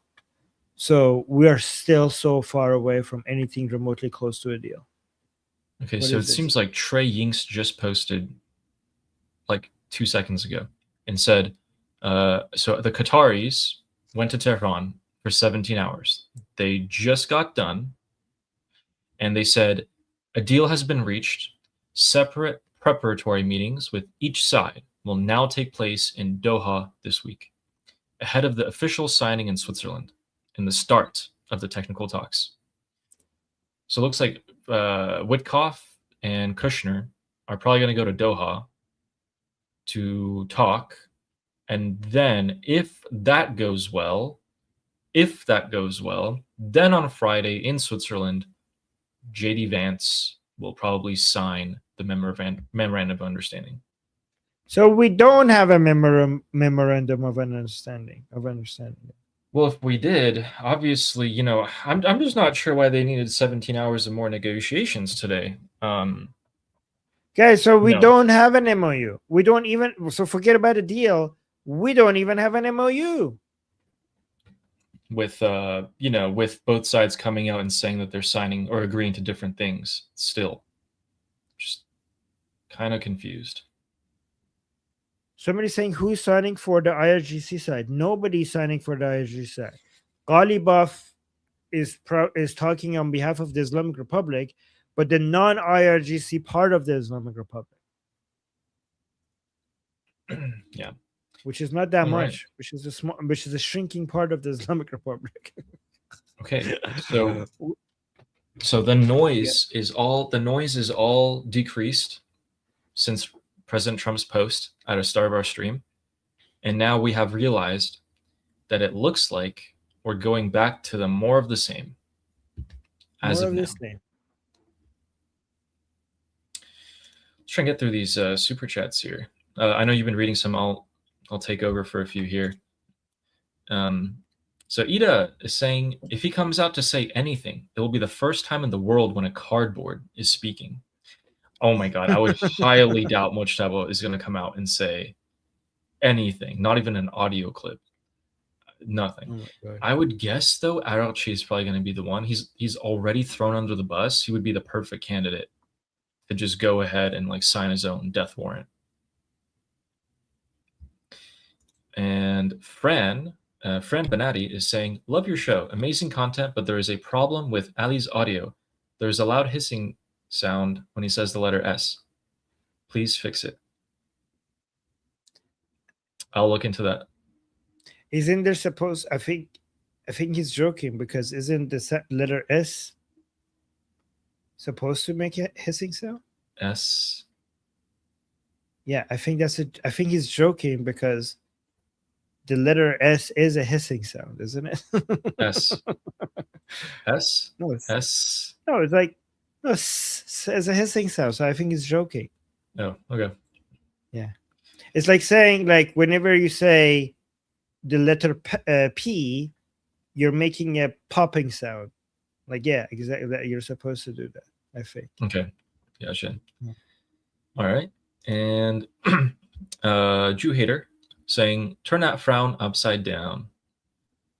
Well, let me try. There is a Jew hater in my live chat coping really hard, who's trying to hide his anger over the fact that he rages every time we say that his supreme leader is dead, still not buried, stuck in a fridge, and his new supreme leader is a gay Ayatollah missing an arm and a leg. Let me think about that. Okay, it worked. Thank you. I smile at the fact that you spend so much time in our chat. Yeah. And thank you for supporting Zionism. And he's saying it's the final countdown. You're right. To finally burying your dead supreme leader? Yeah, we only have Hopefully, finally. Maybe 20-something days left until his burial. Yeah. Finally. You know why he's trying to do the final countdown? Because he thinks that we're going to let it go after they finally bury him. But then we're going to keep reminding you that you couldn't bury him for that long. We're not going to let it go. Oof, 4 months after he died. Jeez. Yeah. And we have Casey, who says, send Republican thoughts back to his goat. I think that's a person in our chat. Republican thoughts. Oh yeah, okay. Good one. Also, Armin, are you surprised? I was kind of surprised at the amount of trolls or like haters today. Like there's the usual, right? And I expect them. But there was I feel like there was a lot more than usual today. Yeah, I think whenever they're angry, they come lash out at the people who they disagree with, and they try to make us angry as a way to feel better about their losses. That's fine. That's fine. And then Ooh, Iman yes. saying, yes, these 5 days will be interesting. Yeah, let's see. I'm sure nothing's going to happen in this 5 days, even though Trump already just said that the strait is now open, but the regime is saying it'll be open in 5 days. Yeah, anyway, let's see. Can you say this guy's username? It's your favorite. Dumb motherfucker. Is saying, thanks for muting me, Iman. I have been here since the beginning and donated many times, but people like Jew Hater are still here. Awesome. Oh no. Someone unmute him. Any mods? Oh. Yeah, unmute him, please. And yeah, we said thank you for being here for all this time and supporting us. I'd love to have you here. Oh, sorry. And Wyatt saying Trump cost Americans between 29 billion to $1 trillion on the war. Well, I don't know what $1 trillion. Damn. Depending on the source. Oh, depending on the source. Yeah, I see. Oh, okay. He needs major results. He's trapped. He needs victory. I mean, so it's not a trillion. That's a ridiculous number. But yeah, go on. It would be ridiculous, right? Because hey, to the average American, you would start this war. Your president started another war in the Middle East, drove up oil prices, made you pay for things, more expensive things, and then backed out of it after seemingly we've won, because for months now he said we've destroyed their military, air force, everything, then backs out, then gives the Islamic Republic hundreds of billions of dollars, lets them control the Strait of Hormuz, and yeah. I don't know. I don't know how, man. Anyway, you're right. Yeah, he needs a victory. He needs the victory. And also, I would never start a fight if I didn't know I was gonna win it. Just saying. Okay. BT here is saying, Mojtaba's not hiding. He was at a gay parade in Tel Aviv. Did you see that picture? Oh yeah, that's her dog. That's her dog beating out Khamenei. Oh no, there's like an actual picture of people in Tel Aviv at the gay parade. They made Mojtaba on a cardboard, and they were holding him up. Oh wait, I haven't seen that. I thought you're talking about her picture. Okay, no, show me. Yeah, let's see. Yay, Mojtaba. Let me just type that in. Yeah, somebody sent it. Do you want to read it the next one while I bring it up? Oh, okay. Yeah, we should show that to Jew Hater. I think he's going to enjoy that. Fleshy Interloper, thank you for the super chat. Hey, another 5 days of active ceasefire. Oh my god. Oh, yes. Here it is. Yeah, another 5 days. And then another 60 days of the active ceasefire. Okay, here we go. For any of you guys who didn't see this, here he is.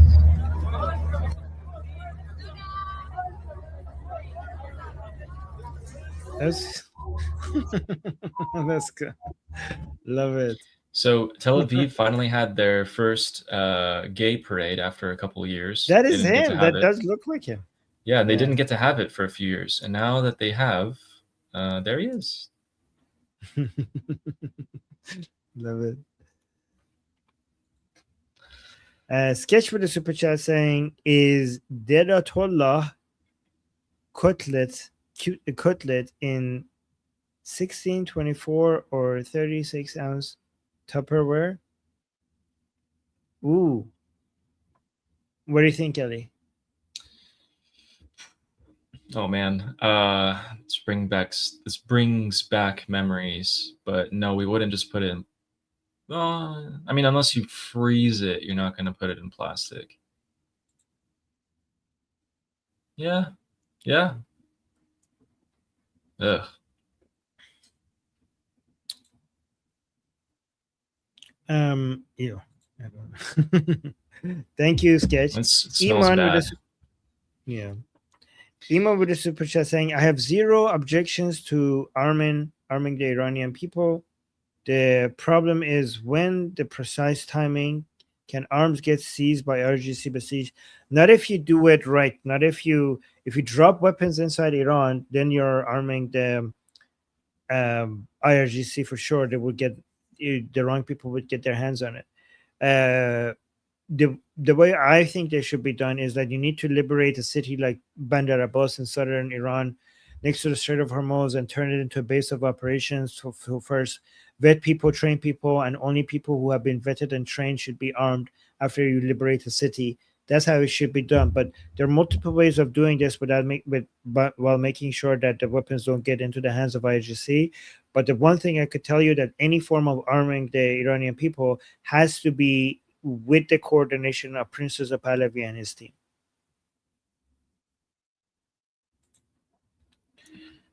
And then we got another super chat. Ohana speaks with a super chat saying, "Hi, Armin. Followed you from Goldie's channel." Well, thank you. Is it possible Trump was his people on the ground to assess things like turn people, infiltrate, and even arm the Iranian people? We can only hope. So you're saying if there's a deal and President Trump sends people into Iran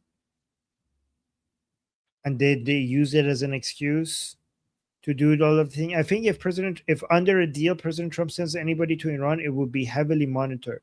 I think those types of operation needs to be special operations, like secret special operations, or like I don't think like this is something that could be done by people that are sent to Iran under an agreement, because I think they will be heavily monitored. Do you think I'm understanding the question correctly, Ali? Yeah, if I think they mean like the CIA. Oh, the CIA. Okay, in that case, they already yes. Like I mean, not the CIA, but I think Mossad and maybe a different intelligence. Yeah, maybe CIA and Mossad. Yes, the CIA and Mossad would have already. Like, let me tell you something. The CIA recently started doing what the Mossad has been doing inside Iran. They reached out to the Iranian people and gave them a very detailed training on how to start cooperating with the CIA. Did you see that, Ali? That happened a few months ago. Yeah. We covered it on live. The CIA sent in Persian a guideline to the Iranian people, and on my Persian channel, we went through that line by line on how exactly to start working with the CIA from inside Iran while keeping themselves safe. Yeah, and Mossad did the same thing. Mossad has done this for a while now, so I'm sure. And there's a lot of Iranians would like to are very eager to work with the CIA and Mossad. So honestly, you don't even need to send people inside Iran, because there's so many Iranians that are very eager to be trained and work for both CIA and the Mossad. And I think the CIA and Mossad already have many Iranians as their agents, and they're trained Iranians as their trained agents working from inside Iran. So that's already happening. The New York Times, Israel's Channel 12 is saying that the New York Times, through an Iranian source, is saying that Ghalibaf and Araqchi are going to sign in Switzerland on Friday. Ghalibaf and Araqchi are going to be signing in Switzerland. Yeah. And who's going to be on the other side? Probably JD Vance. Oh my God. I don't know if this is true. We can't know until it actually happens. Yeah, let's see. But one can dream, because that picture, that frame for the Islamic Republic regime officials to go and sign an agreement with the murderers of their supreme leader. And remember, guys, Ghalibaf has the full endorsement of Mujtaba Khamenei. He came out and Mujtaba Khamenei gave him his full endorsement. So this would be devastating for Mujtaba. Which would be good for the IRGC. Short term. And Amir, the cricket, is saying, Pakistan said peace?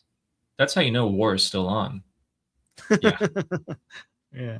I mean, imagine how they feel, right? Like they're just being played for a sucker by both sides. The Pakistani government, by the way.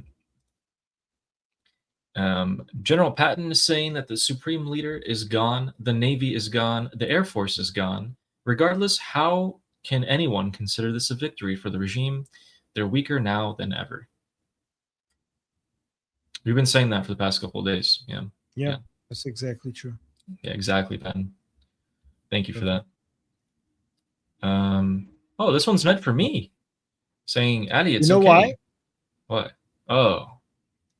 No, because Yes, he thinks because I'm beating him. I'm beating him so much, and like he's tired of taking a beating from me, and he's like, let me see if I could deal with Ali, because Armin is too difficult to deal with.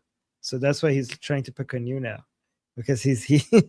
Guys, I'm clearly the weaker one here. No. Just remind him Graduator? his Is that what leader you is think? dead. Yeah. Just tell him it's easy. Just respond to him. It's easy. This guy easy. would see, the thing is, he knows my face and I don't know his. And he would, even if he did see me in real life, he would never say anything to me. I just know it for a fact. Oh, of course he's fucking 12. Anyway, There Shmuel, what in the world is that name? Shmuel Sperling is saying, Armin and Ali, this seems to be bad and crazy to be true. Do you think this is a part of a larger strategy, or has Trump gotten cold feet and ran from Iran?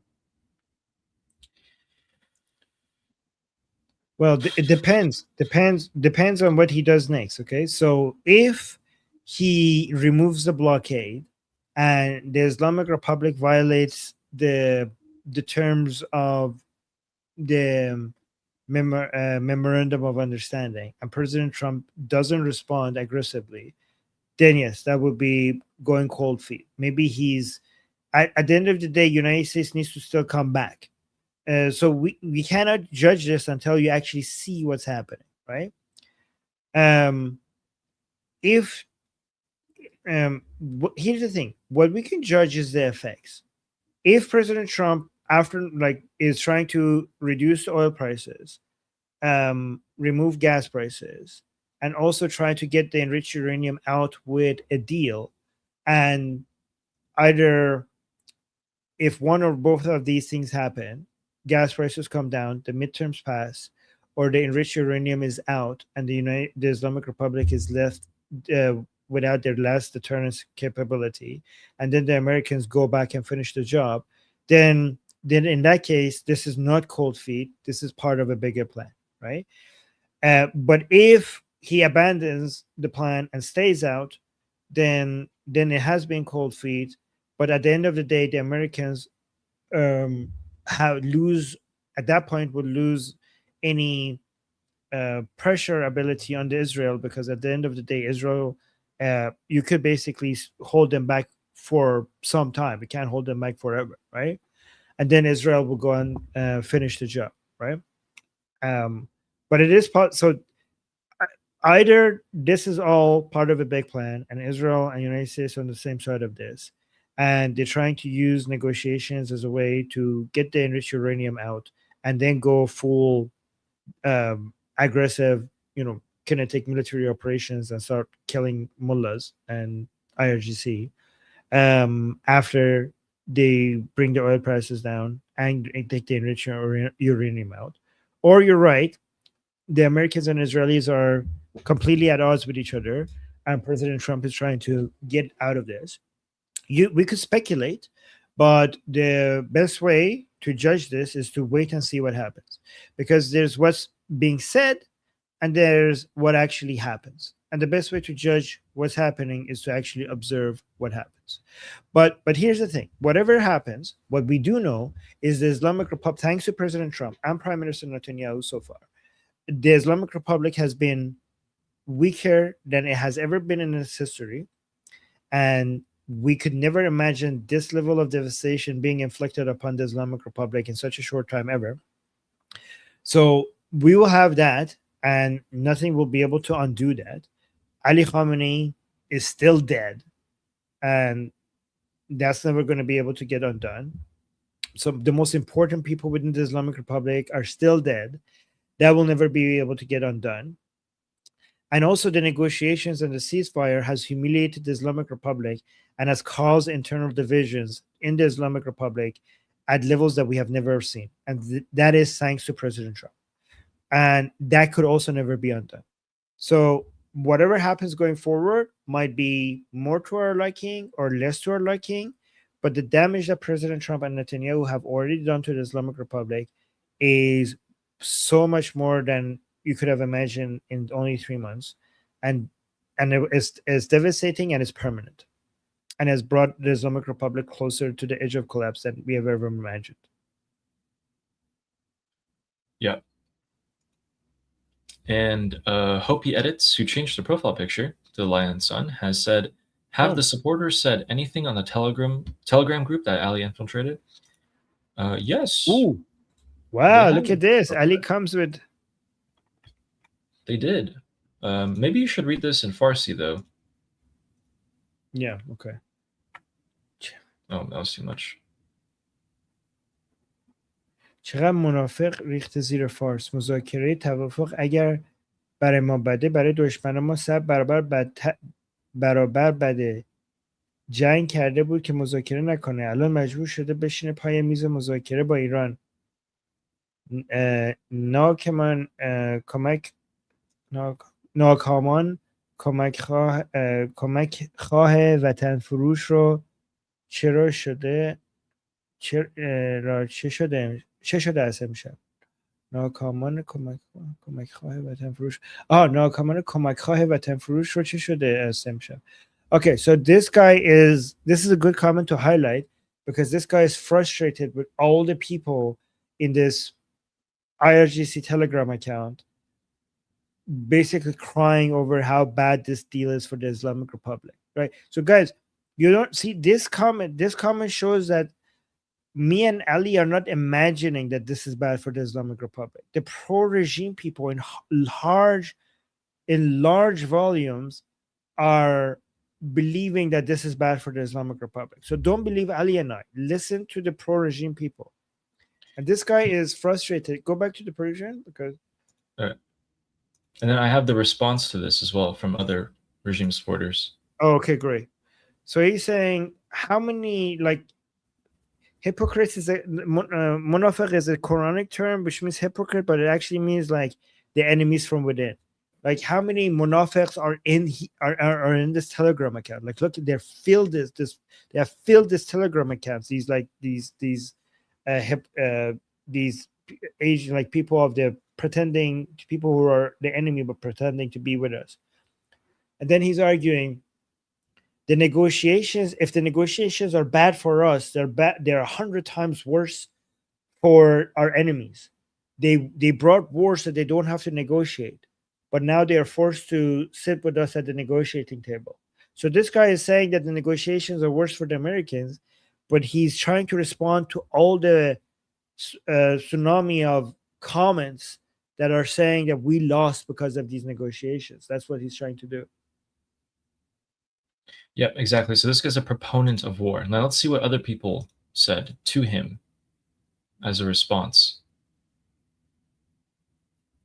Oh my God. لعنت به امثال شما که خون رهبر شهیدمون رو کردید بازیچه. ما ملت شهادتیم، اینو بفهم. So this person is cursing him. No, let me translate line by line, go back up. So this person is cursing him, is saying, curse be upon people like you who are selling, who have put the blood of our supreme leader in a glass and are selling it, like basically are selling the blood of our supreme leader. You are basically playing with the blood of our supreme leader.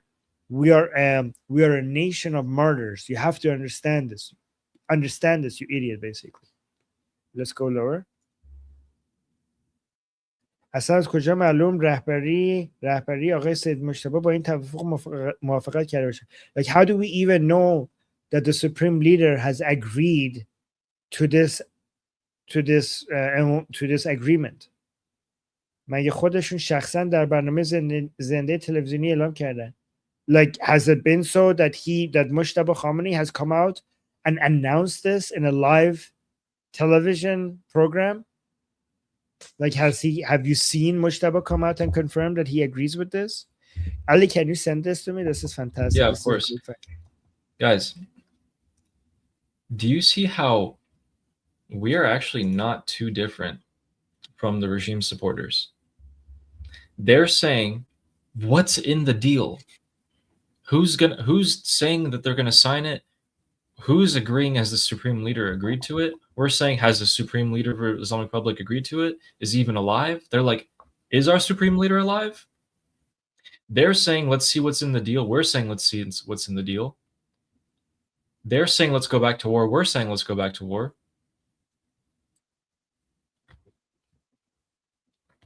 Yeah, I'm gonna send you both of these.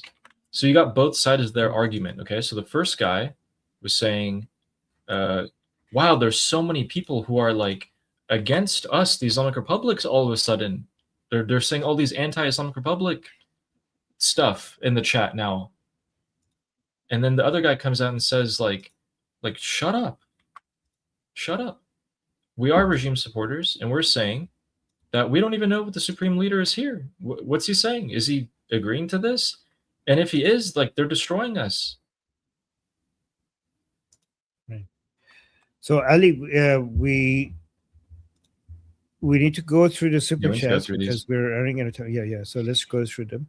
So yeah, there you go. Hope he edits. So we got Jew Hater again. Says, so you want Trump to do Taqiyya? Yes. Use their own Praise weapons against them.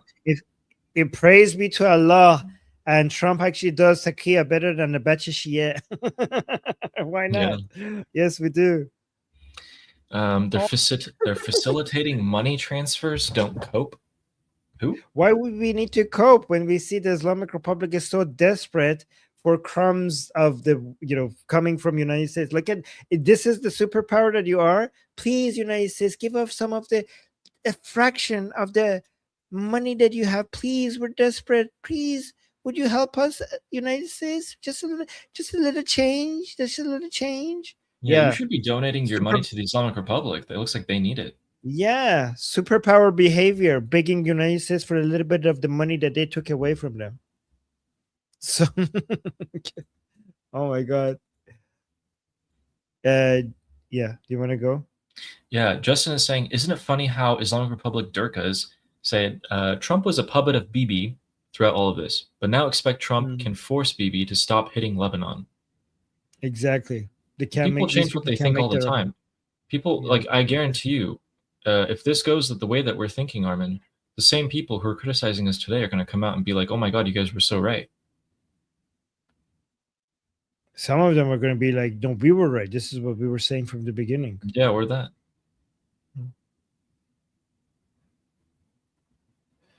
Okay. And thanks, Justin. And Iman's saying, yes, help us understand the IRGC versus the Islamic Republic. Yeah, the IRGC are using the moderates, quote unquote, Araghchi and Ghalibaf, as a scapegoat. Because the IRGC want this deal because they know they're going to get screwed over eventually in the military. So they want this deal, but they're going to throw it and pin it on Araghchi and Pezeshkian. And then they're going to also get rid of their political competition, who is Araghchi and Pezeshkian, is Ghalibaf. I'm meant to say Ghalibaf. Get rid of Ghalibaf. They could take complete control of the Islamic Republic, and they're the only ones left. And somehow they think they're going to, withstand everything that's going to come after that. What do you think? I mean, you're right, but the best way, I mean, the way I would help people understand, I think what the question means is like the difference between IRGC and the rest of the Islamic Republic. I think that's what they mean, no? I think I think they mean the boots and the turbans. Okay, so if that's what they meant, you answered them. So let me answer it. If they meant what is the difference between IRGC and Islamic Republic, the IRGC is a subcategory of the Islamic Republic, which is one of the two main armed forces of the Islamic Republic. The main one is IRGC, right? So IRGC is the military, the more ideological Islamic military of the Islamic Republic, but they are now also the most powerful political force, and they're also the most powerful economic force. And the Islamic Republic is basically has multiple segments. IRGC is one of them. The other one is the supreme leadership. Another segment is the people who support IRGC, the Basij, the Paidari camp, the parliament, the parliament, the presidency, the judiciary, the Supreme National Security Council, and some other councils that important so-called supreme councils that work under the direct management of the supreme leadership. Then we have, here, actually, why make this job harder when we could do this easier here? This is the entirety of the Islamic Republic. These are all the segments of the Islamic Republic. Okay, so we have the supreme leadership, the Supreme Security Council, we have the Assembly of Experts, we have the the state media, RIIB, we have the executive branch, we have the police, we have the legislative branch, we have the judicial branch, we have the armed forces, which is mainly the Artesh here on the left, and then we have the IRGC here. We have some reformers here, so-called reformers. We have the Guardian Council. Very important here. We have the provincial governors. We have the district governors. We have the provincial IRGC commanders. And we also have the 900 district supreme leader, representative, and Friday prayer imams. Okay. The only thing that is missing here is that the Supreme Security Council, we have some other supreme councils, like, for example, the Supreme Council of, the Internet, for example, and some other councils that is not included here. But so this is the IRGC over here among the armed forces. This block represents the IRGC, which is a subcategory of the entire Islamic Republic, which is this entire chart. Mir with a super chat saying, neither Israel nor Netanyahu have said anything to the public about the deal until now. So anything about the Lebanon, etc., is not much verified. So actually, the Netanyahu did come out and say that anything in the so-called deal or MOU regarding Israel and Lebanon, they're not going to abide by it. They did say that. So that means that we're so far away. We are very, very far from a deal, which has been the consistent thing throughout this for the past few months. We're basically the same with regards to an actual deal. We're in the same place that we have ever been. And Justin with a super chat saying, we have an agreement to make an agreement to make an agreement. Yeah, we don't even have that yet, but yeah. Yeah. Yes. And then look at this. Jets, thank you. My God, look at this. Gifted 50 memberships in the chat. 50, thank you. That's very sweet. And then, you know what? Guys, let's read his other, not only did he gift 50 memberships, but he also gifted $100 saying, wow, thank you. $2, Jew hater? Sup? What's up, Jew hater? $2? $2. Look at this. Oh my god! Wow, thank you.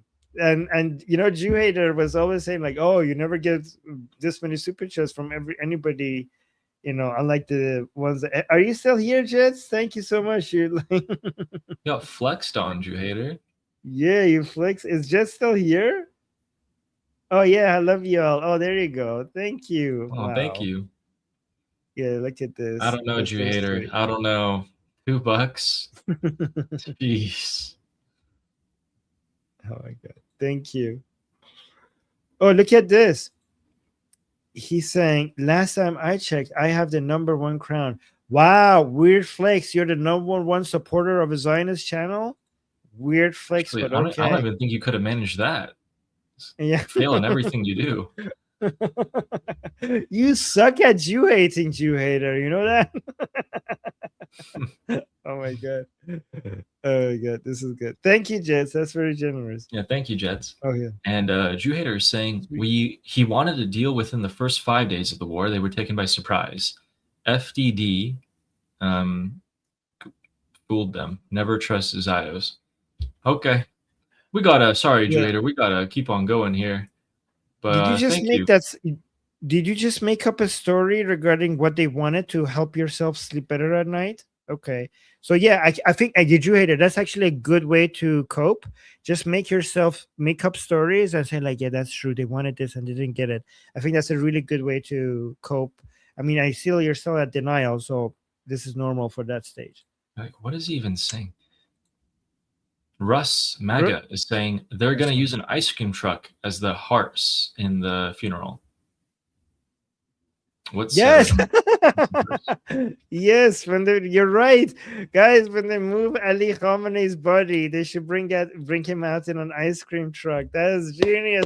Somebody use AI to make that. That's genius. Love that. Nice. Russ, you should make that. You should ask chat to make that. Yeah, this is good. Jewett is saying, let me guess, when millions attend the funeral, they'll say it's AI, LOL. No, we won't say that because I mean, I wouldn't be surprised that 3% of 3%. I mean, it wouldn't be millions, but 3% of 90 million Iranians would be able to. You will be able to get big crowds. I've always said, like, this is actually very embarrassing, Julius, because if you actually watch the show, you see that I actually do say that there are many, like 3% of 90 million Iranians is still a big number. So I wouldn't, if you see big crowds, I wouldn't deny it. But what I focus on is the fact that it took them that long to bury him and that they had to keep him in a fridge for that long. That's what I would focus on. And I would also focus on the fact that his son is not going to show up at the funeral, which is really embarrassing. That's what I'm going to focus on. So, nope. Yeah. You don't even know, like, if you want to try to embarrass us, you actually have to study us better because you have no idea what we stand for. Everything you say has something that we didn't have a position that you assume. So this is embarrassing for you every time you try to get us. 40 Winks with a super chat saying Trump needs a $1.5 trillion military budget from Congress to combat China. Therefore, Iran is not going to get regime change from the U.S. out of this deal because his hands are tied by U.S. politics. Well, we don't we don't need the United States to come do regime change in Iran. The Iranian people are supposed to do regime change in Iran. And that's why actually the budget to support the Iranian people to be able to do regime change in Iran is actually very small because you don't need any boots on the ground inside Iran.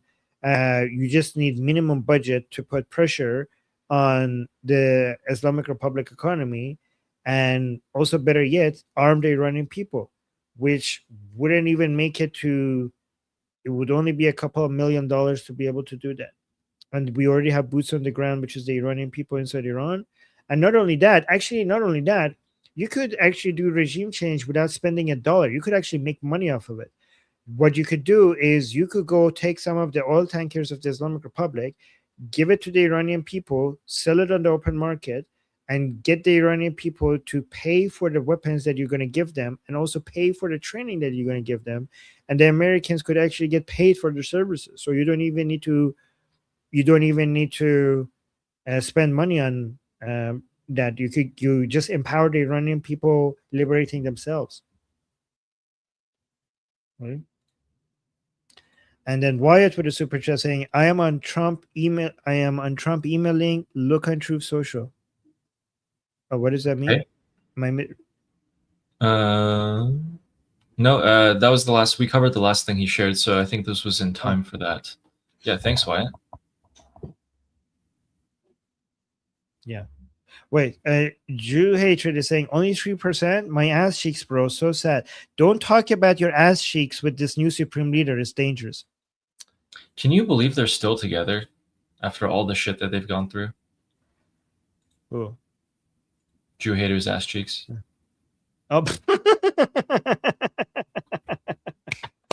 Oh my god, that was good. Oh my god, Ali, that was good. Oh my god, that was so good. That was. Which one are we on now? Are we still on Jew haters? Is this what he just said? Yeah. Oh, well. Anyway, we gotta get to the real fans here. I mean, yeah, this guy's. Che saying, "Yay, it's my birthday! Hey, happy birthday, Che! Happy birthday! 15. It's already Monday. Well, happy birthday, Che! Happy birthday! Happy 21st birthday! Yes. All right. Okay, Jew hater is so happy that. Oh, look at this. Jew hater saying, "Bro, imagine the new missiles and drones we're gonna get with them." You know, this is not a superpower behavior to say like, "Hey, America is going to give us some pocket change. Now maybe we could go buy something with it." This is not superpower behavior. It's actually very pathetic. Deb is saying, "Jew hater, are you happier over here with us? We have freedom and we want what's best for Iran. Join us." Oh no, he's a lost cause, but he's spending all his time here. It's great. Yeah. And, look at this. This is so funny. He's not stopping. Yeah, he's not stopping. This is actually funny. He's saying the UK, Germany, France, and Italy are prepared to lift sanctions on Iran following the completion of the MOU with the US. All I see is $. You are actually happy that other countries are going to let your regime maybe get what every other country has. And you think that's a sign of power. You're like, oh, that's all I see is $.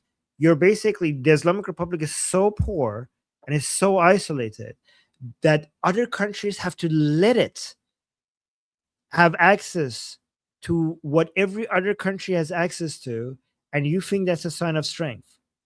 It's kind of like a rich person coming out and giving $5 to a homeless person, and like, oh my god, I'm rich. All I see is $. This must be like this is what it's like to be rich. Apparently, it's really pathetic. Normal countries, the fact you're so low that even if they let you go a little bit higher, you think that's a sign of strength. Also, none of this has been confirmed, so I don't know what you're talking about. And oh yeah, go ahead.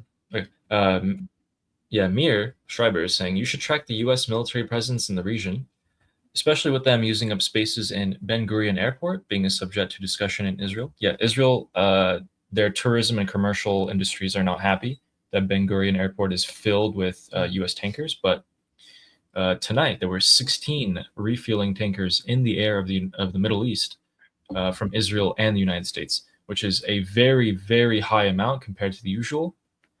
Things obviously haven't happened, but I do always keep an eye on that. Yeah, transponders what do you think on. that means? It means that they were prepared because, I mean, the Islamic Republic tonight came out on TV and said that we were going to strike Israel tonight. Be prepared for our response. So that's probably why. And then Ariksan is saying, if sanctions are lifted, divisions are irrelevant. No. That's it's too much of a blanket statement.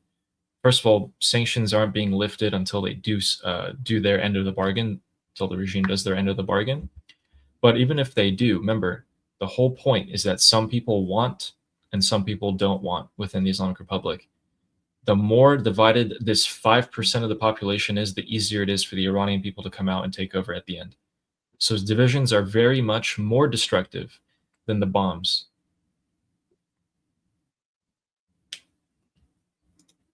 And this guy, Jew hater again, saying the Iranian diaspora who pushed for sanctions to destroy their own people are now saying sanctions aren't too bad. Lol. I never said that. Anyway. Nobody never said that, and the Iranian people did not try to destroy their own people. They were trying to destroy the Islamic Republic, and they were successful. Yeah, they are not our own people. Yeah. And Deb Debater is saying the United Kingdom is desperate. Right now, they have nothing, obviously. Actually, Starmer today, after the agreement, quote unquote, was reached, came out with a letter saying, I approve of this, which, I expect nothing less from someone with no testicles. And Sarah Ocean, thank you for the super chat, who says, regardless of how this goes down, the Islamic regime is over. Iranians will be free, and Iran will be the best ally to Israel and the USA once again, and Jew love will thrive. Love you both. Javicha. Thank you. Yeah. Thank you, Javicha. Love you too, Sarah. Javicha. See, isn't it good to be on the side of loving people rather than hating people?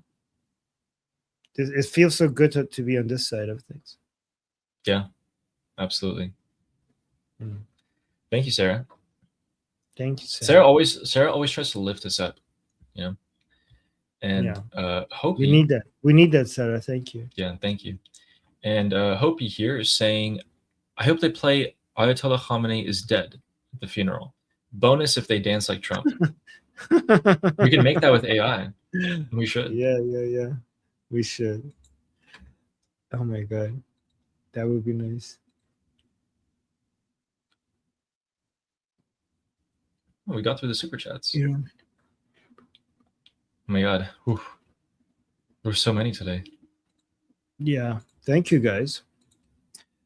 All right, guys, you've been very supportive. Let us know, was today's stream the educational? Let us know, because I think we went through some really detailed stuff in a way that you don't see anywhere else. Yes. So let us know if it was at the level of complexity that was nuanced enough but not too complicated. Let us know if it was good.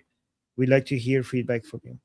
Yeah. And then before we go, since I was going to spend 30 seconds summarizing in Firejack with the super chat saying out of the 14 points released by the Iranian state news, which is meh, as they state them, I say the U.S. doing very few, if any. So the Islamic Republic actually came out, Meh News at least came out, and they shared this, and they're saying that these are the 14 points. I'm not going to read all of them for you, but I would like you guys to just see one or two of them to see how ridiculous this is. This is what the Islamic Republic is holding on to. They're saying end the war everywhere, including Lebanon. They're also adding Gaza. Then they're saying the U.S. can never interfere in anything that the Islamic Republic does internally ever. Lift the blockade, withdraw all your troops. The Islamic Republic gets to control the Strait of Hormuz. No more sanctions. These are only 5 of them, okay? Then there's way more. And the latter half is going to piss a lot of you off. They're saying that the United Nations Security Council has to approve everything and that they have to make a supervisory mechanism for the agreements of everything. So they're looking for another JCPOA here, and that's just not going to fly. To sum everything off today, this is what happened. We had President Trump say something. It messed with people's emotions. It wasn't the first time he did it either. But in reality, everything is still the same. So on Friday, they're supposed to sign it. They still haven't agreed on anything. They're both still saying completely different things. And on Friday, we might. Remember, guys, it was supposed to be signed today. Now we're hearing today it's going to be signed on Friday. So let's see if they sign on Friday or not. And then we can start talking. If the blockade is removed, if the United States starts sending their ships back home, then we need to come up with a different strategy for how we proceed. So until then, sit tight. Sit tight. Oh, Jew haters saying must feel good to be so loving to those kids in Gaza. It is actually. That's why we support the IDF, which cares about the children in Gaza, and that's why we're anti-Hamas, who uses them as human shield. We're on the side of life, and you're on the side of death. The Palestinian cause is the greatest curse upon the children in Gaza, and the IDF cares about the lives of children in Gaza. That's why they have done more than any army to try to avoid civilian casualties.